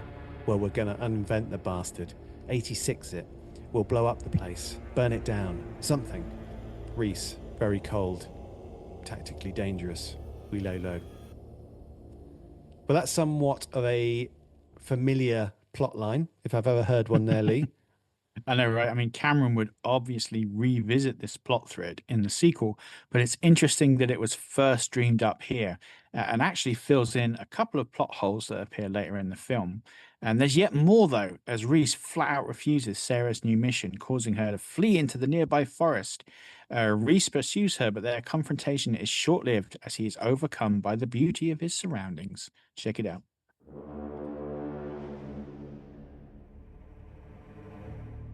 Sarah, continuing quietly. "Kyle?" Reese, a whisper. "I'm wrong here. I wasn't meant to see this." He gestures at their surroundings. Reese, continuing. "It's like a dream. This. He touches the grass, the trunk of a tree. Reese, continuing. "And you, also beautiful. It hurts, Sarah, more than death." He looks at her beseechingly. Reese, continuing. "Don't you understand? It's all gone." Sarah puts her arms around him. She sniffs and wipes at her nose with the back of her hand. Sarah. "We can change it, Carl. We have to try." She takes his shoulders in her hands. Sarah, continuing. "There's no fate but what we make for ourselves, right? Come on, let's go, kiddo. What do you say? He picks up her sign and they look at each other for a second, then get up. Ah, it's a really sweet scene, actually, isn't it? Yeah, it totally is. I mean, but Cameron is completely merciless in that final cut. He streamlines the absolute shit out of this movie. If it isn't of critical importance, it's gone. Well, back to the movie, and Sarah and Reese book themselves into a motel room. Reese checks the place out and gives Sarah a revolver before heading out for supplies. And this is actually Traxler's revolver from the removed scene where he gives Reese his gun and tells him to protect Sarah. With Reese out shopping, a freshly showered Sarah calls her mum and drops her current whereabouts and contact details faster than a honey trap on a sugar daddy website, Lee. Yeah, yeah, definitely not a smart move on Sarah's part there. As we pan across her mother's ruined cabin in the woods, of course, we find she is on the phone to the Terminator, who perfectly mimics her mother's voice. Yeah, and this is another wonderfully underscored yet horrific moment. The cyborg has obviously killed Sarah's mother, but was able to acquire enough vocal data to mimic her voice perfectly. So it most likely tortured her to first see if she knew her daughter's location. Another factor that supports this is that the Terminator knows Sarah told her mother to hide out at the cabin. How else would it have come by that information? Well, that's dark. Yeah, dark indeed. And then another great little beat, you'll see how Sarah hesitates after hanging up the phone. She senses subconsciously that something isn't right, but she can't quite put her finger on it. So, with Sarah's location just a phone call away, the Terminator is back on the hunt, Lee. Now, back at the motel, Reese teaches Sarah how to make a pipe bomb. Perhaps a little random until you factor in that originally they intended to blow up the factory that would ultimately become Cyberdyne Systems. Sarah and Reese share a tender moment where he reveals that her son gave him a picture of her once and that he always wondered what she was thinking about in that moment. He tells her that he's always loved her and that there's never been anyone else. Oh, touching, sad, maybe a little creepy. Yeah, all of the above, I think. But it's enough to win Sarah over, and she proves eager to ride the baloney pony in what is probably the most plot crucial sex scene in movie history.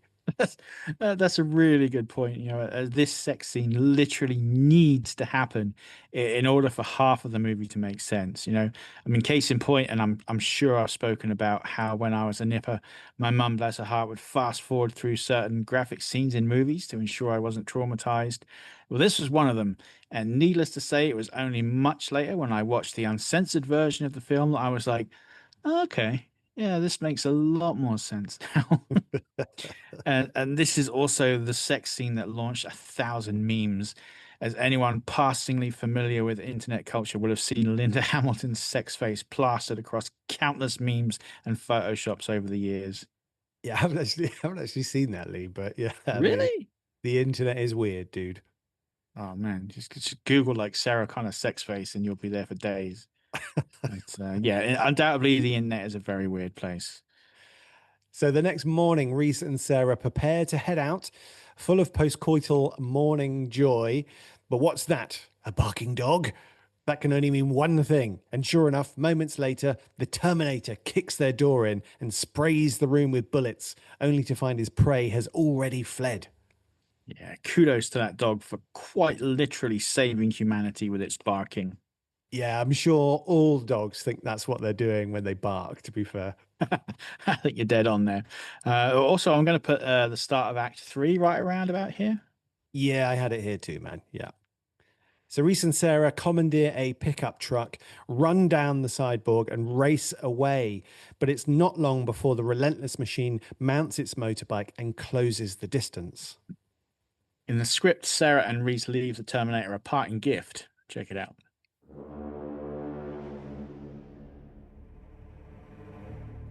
Interior, exterior, motel room, night.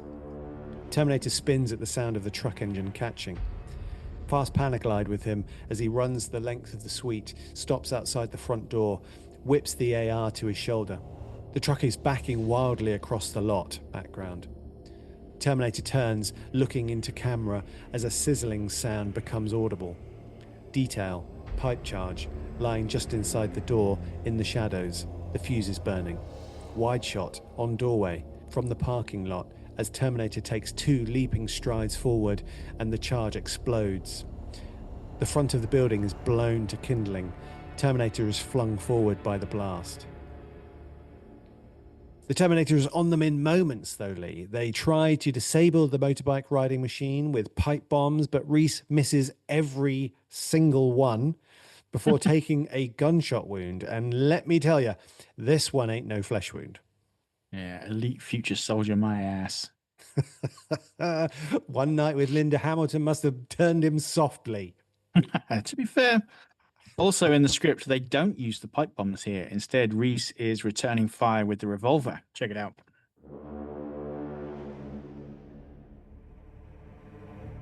Exterior, freeway, night. Reese is out the window to the waist, aiming double-handed. He fires, once, twice, again. They enter an interchange. Ahead lies a long, sweeping curve, 2 lanes wide and elevated. Terminator rocks back from the round between the eyes that bears metal, then fires. Bullets rake the pickup. The windows are blown out. The side mirror explodes. Reese is hit, drops the 357. Sarah screams and weaves, barely in control. So with Reese disabled, Sarah rams the metal motherfucker off the road, but in doing so loses control and flips the pickup. As she tries to gather her wits, the Terminator rises up, only to be smashed back down and pummeled by an oncoming tanker truck. The truck screeches to a halt and the driver gets out to check out what happened, only to be KO'd by the Terminator, who makes his way to the truck cab.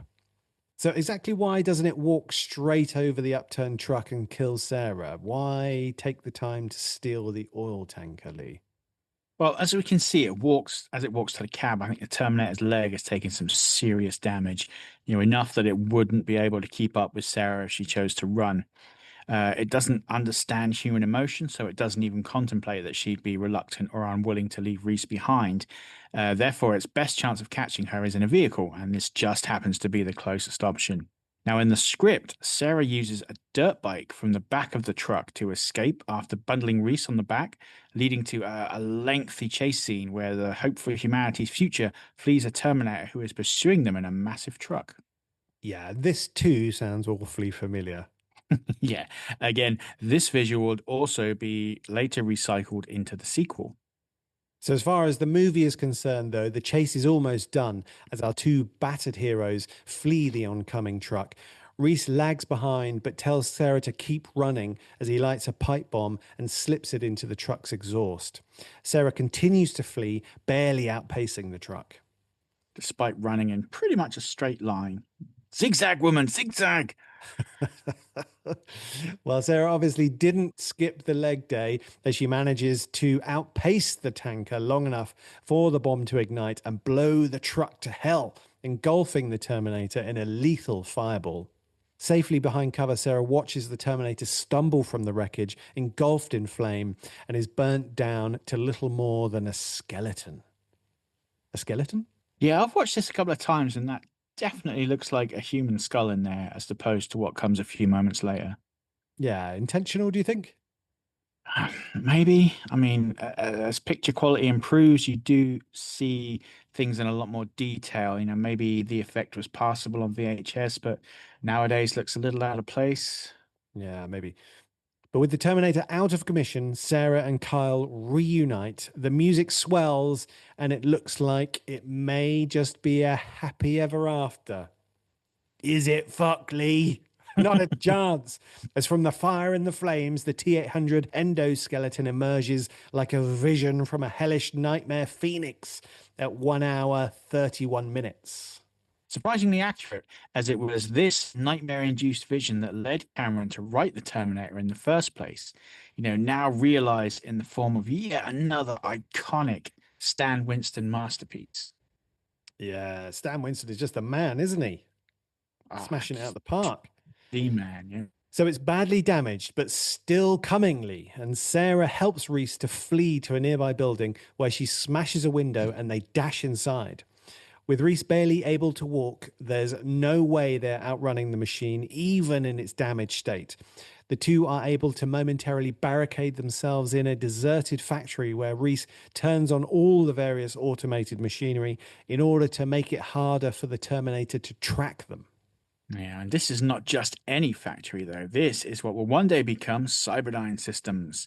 A strange coincidence explored in the sequel? Not if you factor in the deleted scenes from the script, where Sarah and Reese were intentionally headed here anyway in order to blow it up. Yeah. So while sneaking through the factory, Sarah accidentally triggers a massive hydraulic press, which alerts the Terminator their presence, and they find themselves cornered. Reese orders Sarah to run and attacks the Terminator with a steel bar, but it's useless. The killer cyborg smashes him away and moves in for the kill. But our fearless future soldier isn't out yet. He lights a pipe bomb and wedges it into the T-800's chassis, and boom! The Terminator and Reese are blasted to hell. Sarah takes a chunk of shrapnel in the leg, which she's forced to painfully remove. In the script, her leg is broken, this being the injury that Skynet observed in the future, and the Terminator was using to try and ascertain the correct target post mortem. She crawls painfully to Reese, but alas, the poor guy has popped his clogs, and poor Sarah has no time to mourn as the fucking Terminator is still alive, Lee. Half of it, anyway. And wouldn't you know, Lee, it's the dangerous half. The cyborg's upper body lunges for her, accompanied by a screeching score, and it's our last big scare at the 1 hour, 37-minute mark. Sarah scrambles for her life through a maze of machinery, but her injured leg means she can't make any real distance, and the Terminator is right behind her. She finds herself seemingly trapped, and I guess this is it. Game over. Hold on, though. Sarah whips down a protective cage, and we realize the Terminator is trapped in the hydraulic press. She hits the button and drops the badass quip, "You're terminated, fucker." The hydraulics kick in, and the malicious machine is crushed amidst some awesome electric arcs and a chilling score. Its fingers just inches from Sarah's throat. But the battle is over, Lee, and the day is won. Sarah is wheeled off in an ambulance, and Reese is zipped up in a body bag. All that remains is a crucial epilogue. Not quite all, bud. There's one more scene from the script that, while not making the final cut, would prove absolutely vital to the plot of the sequel.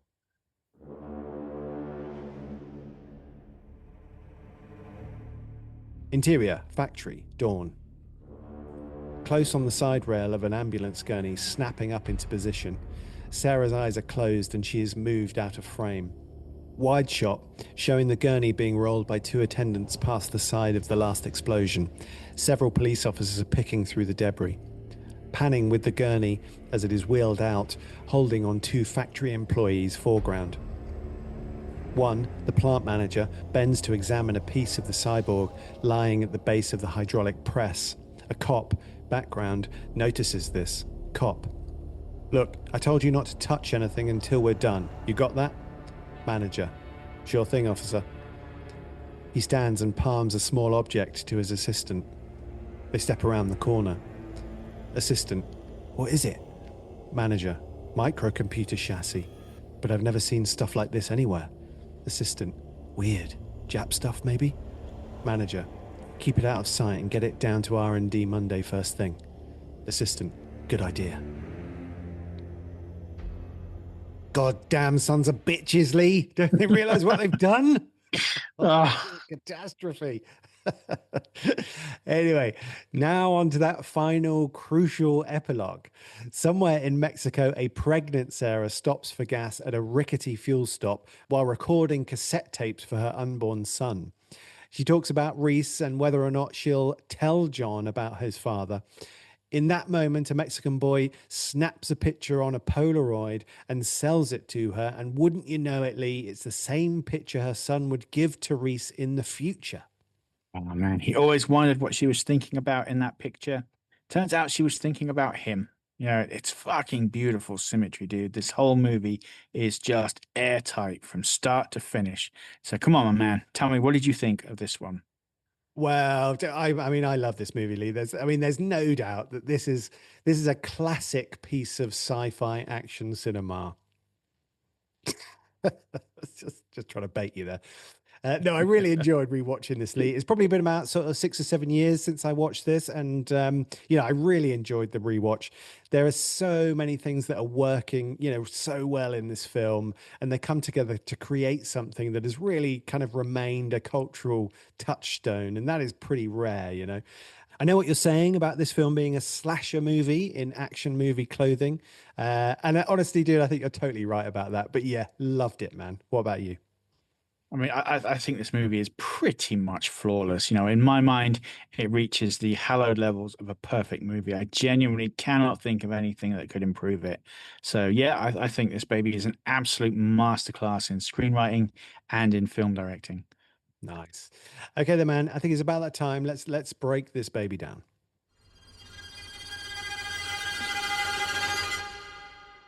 So, as ever, we begin the breakdown with a retrospective look at our reasons for choosing the film. So we wanted to look at how the film plays into the horror genre. And I like to think we've covered that pretty well from the way the script is written to the way it's shot. I mean, this film is totally a horror slasher with some serious sci-fi overtones. Think about it. Imagine if tomorrow you were marked for termination. What would you do? You have no hope of fighting. So you'd have to escape, but then your entire family would be targeted in an attempt to lure you out. You'd have to write off any friends, any family, as they are as good as dead. Suicide would probably be your best option, but you'd have been marked for a reason. You are critical to the survival of the human race. So if you die, the machine wins.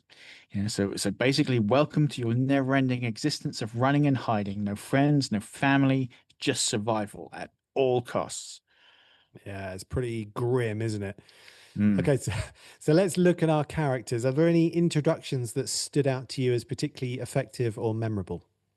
I really liked Reese's intro. It goes like this. A naked man, compact and muscular, rises in a defensive crouch. Kyle Reese is 22, but his face has been aged by ordeal. The mouth hard, eyes grim. A crinkled burn scar traverses one side of his face from chin to forehead. Other scars from burns and bullets mar his hard muscled body. How about you? Yeah, that's a really good one. That I mean, I sort of picked out Sarah's because I think it really encapsulates the character when we meet her, but also really hints strongly at her arc in the film, which I thought was really sort of interesting and really well done. So have a listen to this. Moving with a girl on a moped as she zips through traffic, Sarah Connor is 19, small and delicate featured. Pretty in a flawed, accessible way, she doesn't stop the party when she walks in, but you'd like to get to know her. Her vulnerable quality masks a strength even she doesn't know exists. Sarah maneuvers nimbly, apparently in a hurry. I just thought, this is something which really kind of could help actors too, because it gives them, Yeah. a greater sort of sense of the character's inner life and narrative journey, not just their appearance, for example. So I thought that was really good. Okay, so before we break down the scarology, did you have a scariest moment, Lee, in the film? Oh, I mean, this is a tough one for scares. I mean, for me, I think the glimpses of the future are pretty terrifying. They carry the weight and the gravitas of exactly what will happen, regardless of whether or not our heroes fail or succeed. And of course, that iconic image of the Terminator rising from the flames, all chrome with its glowing red eyes, that's pretty damn terrifying, I think. Yeah, yeah, no, I'd agree. I mean, I think for me, the sort of scariest moments are when Sarah's still sort of fresh and unsure what's going on, but has a sense that something is truly wrong. So I would say the sequences from the sort of pizza place where she hears the news broadcast, and then into the sort of tech noir and in the car after. I think Hamilton does a great job of sort of portraying a character who's utterly terrified and confused and completely overwhelmed. And there was something about that performance in those few scenes which really sort of connected with me. Yeah. All right, then, let's talk about the scarology. So, first of all, yes or no, Lee, does the film more or less conform to the 10-minute rule? Yes, but with a slight caveat. Okay, man, so hit me. So our scares are pretty evenly placed for the most part, but many of them flow into long action sequences that effectively extend the tension for a significant amount of time. So our first real scare clocks in at the 5 minute mark with the naked T-800 butchering some young punks. Then it's a poor gun store owner being taken out at 14 and 30. And the first Sarah Connor buys the farm shortly after at 16 minutes, followed by some PTSD flashbacks at 18 minutes. And then it's Ginger and Matt's murder at half an hour, exactly, pretty much, followed by the tech noir shootout at 34 minutes. The next scare hits almost dead on the 1 hour timestamp as the T-800 assaults the police station, followed at 1 hour 9 and 30 with another vision of the dystopian future. And then it's the nightmarish vision that started it all at 1 hour 31 minutes with the T-800 rising from the flames. And then finally, the T-800's last ditch attempt to kill Sarah at 1 hour and 37 minutes. Well, let us break down those acts for you. So, our first act consists of 6 evenly paced scares. Act 2 consists of 2 unique scares, but consists of long, intricate action scenes that carry the tension. And Act 3 drops 2 final scares, again wrapped up in long, tense action sequences. Fantastic.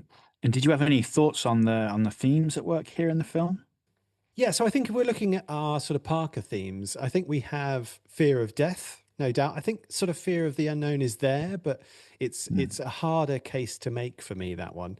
But the fear yeah. of death is certainly there. You know, it's Reese's job to keep Sarah alive, and Sarah comes to learn her part in all this and resolves to kind of keep fighting and ultimately train herself to stay alive.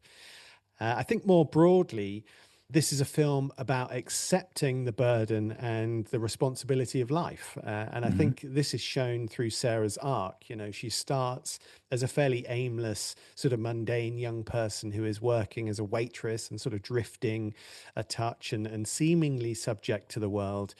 Being ditched by her sort of date is an early example of this, I think. And as the film progresses, Sarah learns of and ultimately accepts the kind of overwhelming burden of her of responsibility for essentially all of humanity, and she transforms from a sort of passive to a very much active protagonist and accepts the responsibility of motherhood and the need to train John in the coming years. I think this starts out as a kind of forced responsibility, but it comes to be accepted and embraced by Sarah. And I think this need to sort of embrace responsibility for yourself and for the future is a message which is made pretty clear in the dialogue, you know, which says, I'm sort of paraphrasing a bit, but it says, you know, there's no future but what we make for ourselves. And to me, this is a clear call to sort of embrace the challenges life throws at us and to accept and embrace the burden of our lives, take responsibility to make your own future and to be an active force in making that future a reality. Because as we know, you know, death is always kind of following us and sort of cold and unfeeling pursuer, you know. Mm, So I think this film is really about sort of accepting responsibility for the burden of our lives and our future, and that things aren't written and there's no fate but what we really sort of make for ourselves, you know. yeah. I mean, yeah, that's a lot of good points, man. A lot of good points. I mean, so if we're going by our classic Parker themes, as you mentioned, sort of fear of the unknown, but I'd argue in this case it's more of a fear of the known. Our protagonists know exactly what is going to happen and battle to prevent it. But Mm. I think on another level, this film is all about destiny and fate and whether or not we are in control of our future.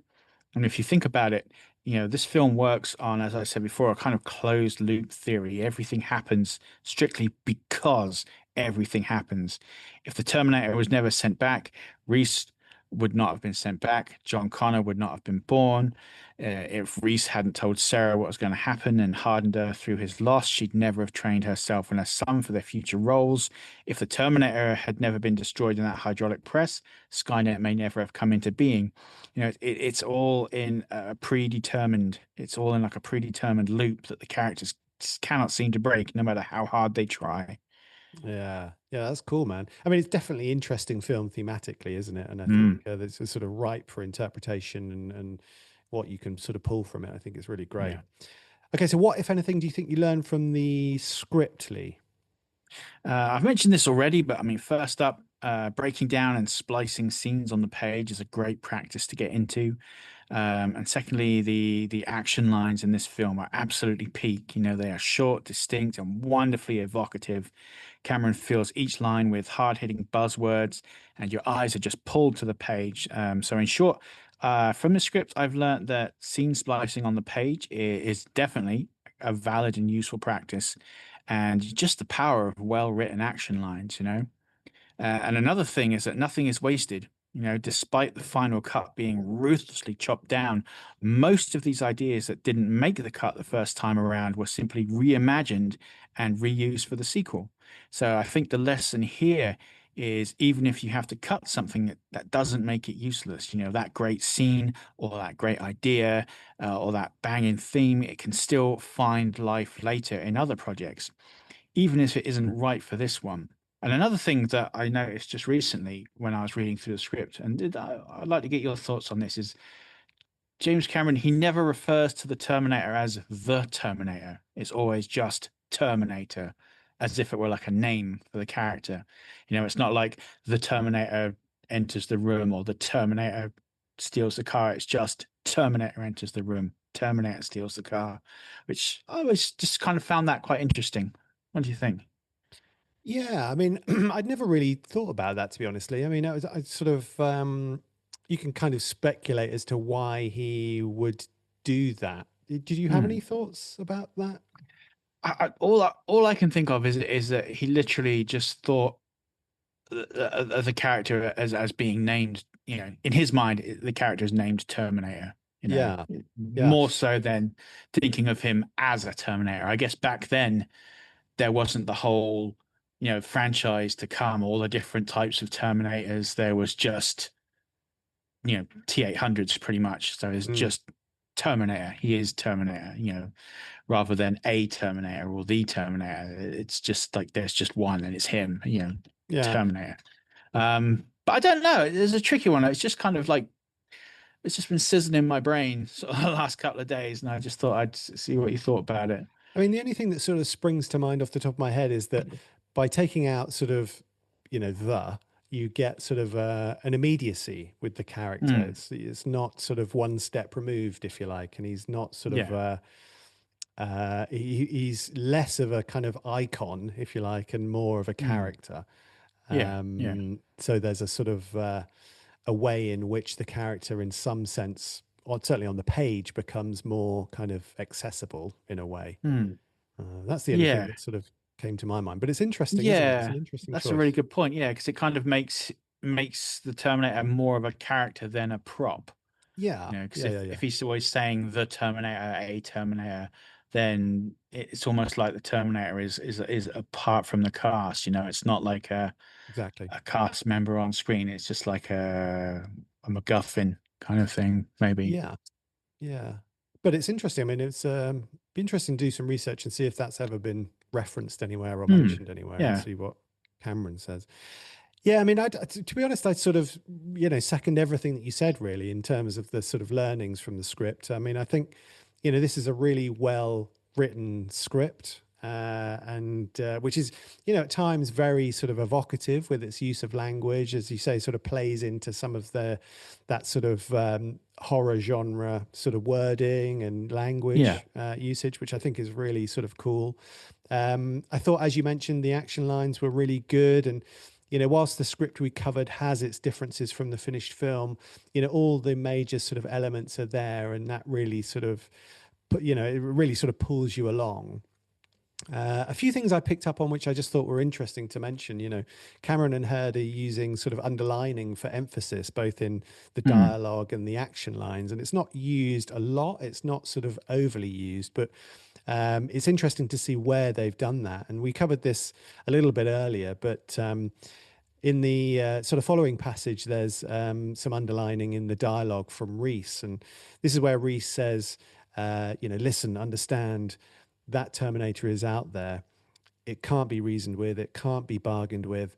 It doesn't feel pity or remorse or fear, and it absolutely will not stop ever until you are dead.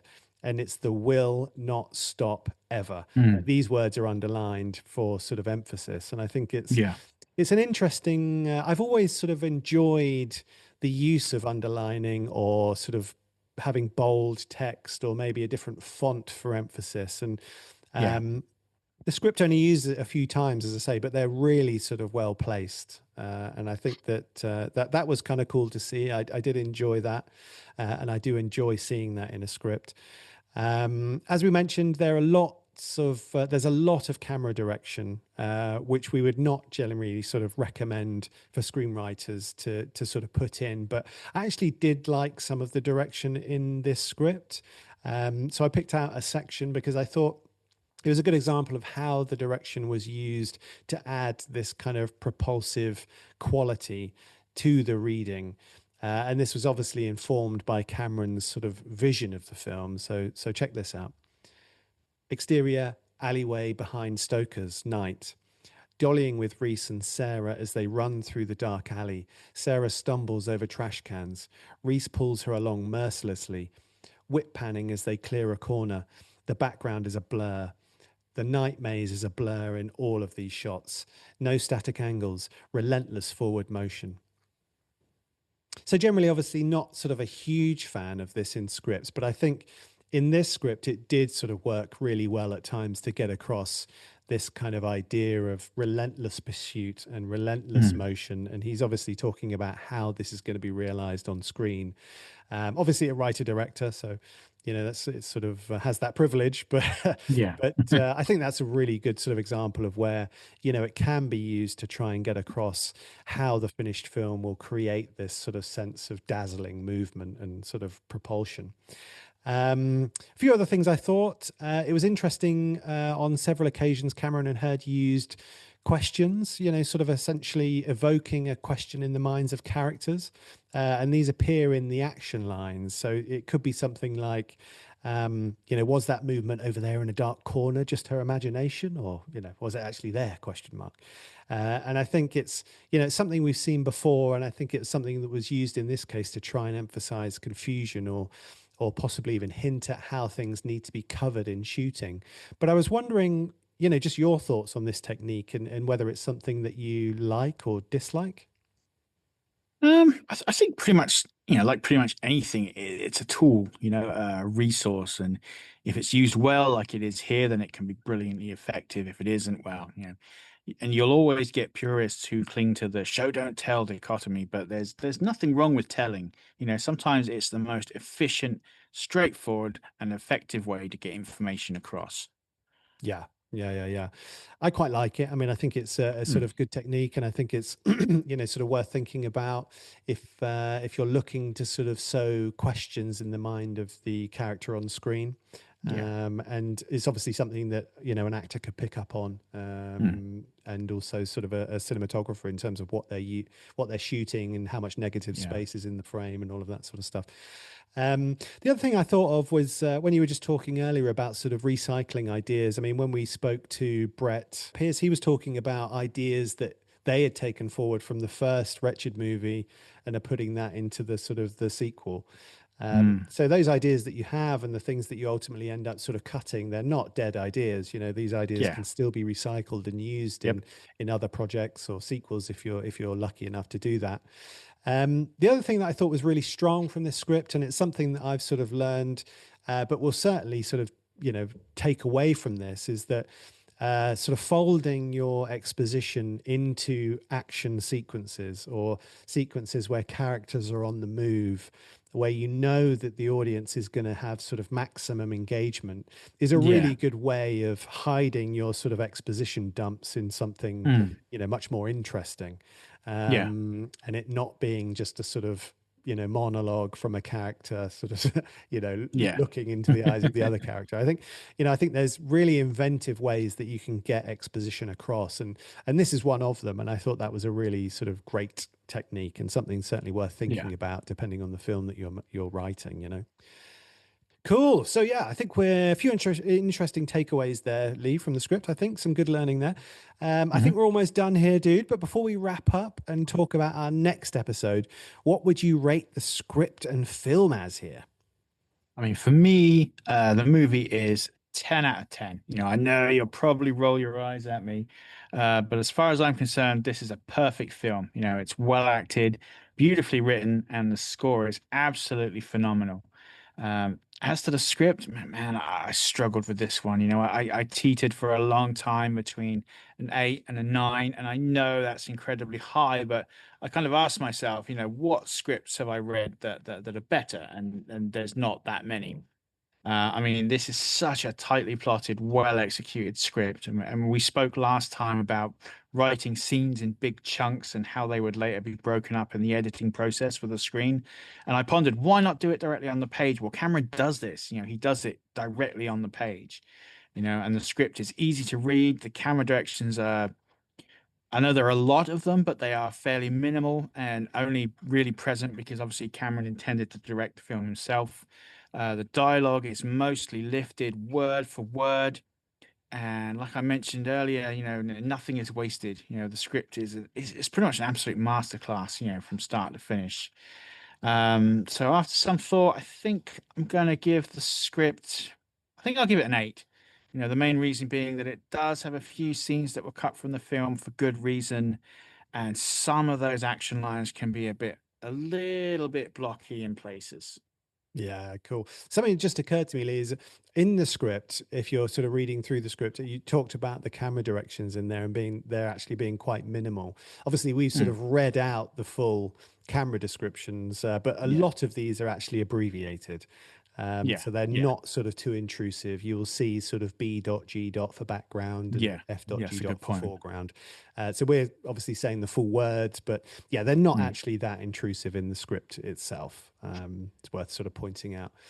Um, but yes, good scores, Lee. I like that. As you know, I'm physically unable to give almost any film a 10. But I'm going to give this one a 9, despite some of its effects kind of not aging overly well. I think it's a fantastic film, and I think it's, iconic at this point. And there's a reason that these films become classics and become so highly regarded, and it's because they're fucking great. There's mm, just no two ways about it. Um, so I'm going to give the film a 9. I'm going to give the script an 8 as well. I thought it was a yeah. really good script, and it's a very interesting read. I do agree with the blockiness of it, but mostly I was sort of possibly a little turned off by the.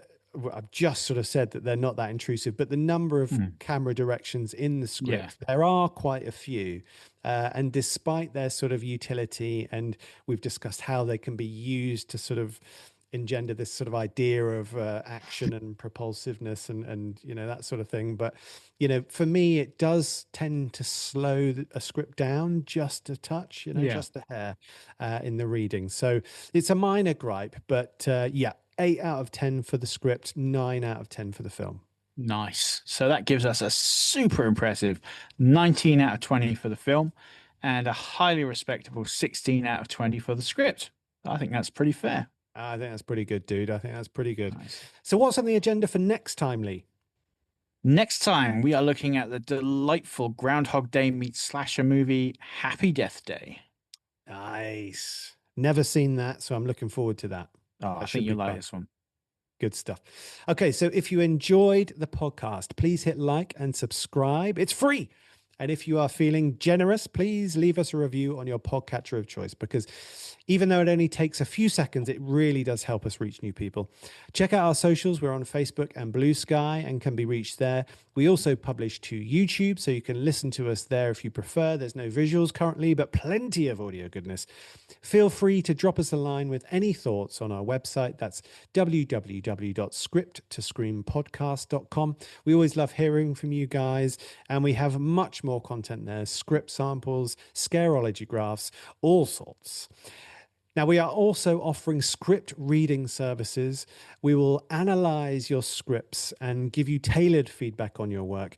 We're also, and this is quite exciting, creating pitch decks for projects. We will collaborate with you to create a stunning pitch deck for your project, which you can take out into the world and get pitching. So if that's of interest to you, go to the website, navigate to the script reading page, and you can get all of the information there. I will just add, we are now doing blogs, aren't we, Lee? We are, yes. little blogs about the horror genre, possibly not the horror genre sometimes, but certainly some interesting stuff. Our thoughts and ideas will be going on to that blog, and that's every few weeks we release a new one, don't we? Yep. Yep. So Great hopefully stuff. there's some pretty good screenwriting insights there that you may find useful, especially from my perspective. It'll be a lot of horror genre stuff. So yeah, so check in every now and again. Let us know what you think. Love it, hate it. Let us know. We're Yeah, always happy to hear from you and you know, take your feedback on board. So we really absolutely. appreciate you guys. Absolutely. I might mix it up a little bit from the horror genre. Lee. Might do some other bits, but I'll try to stick mainly to horror. We'll see how it goes. Anyway, until next time, do take care. Keep on writing those scares and remember, I'll be back. Nice.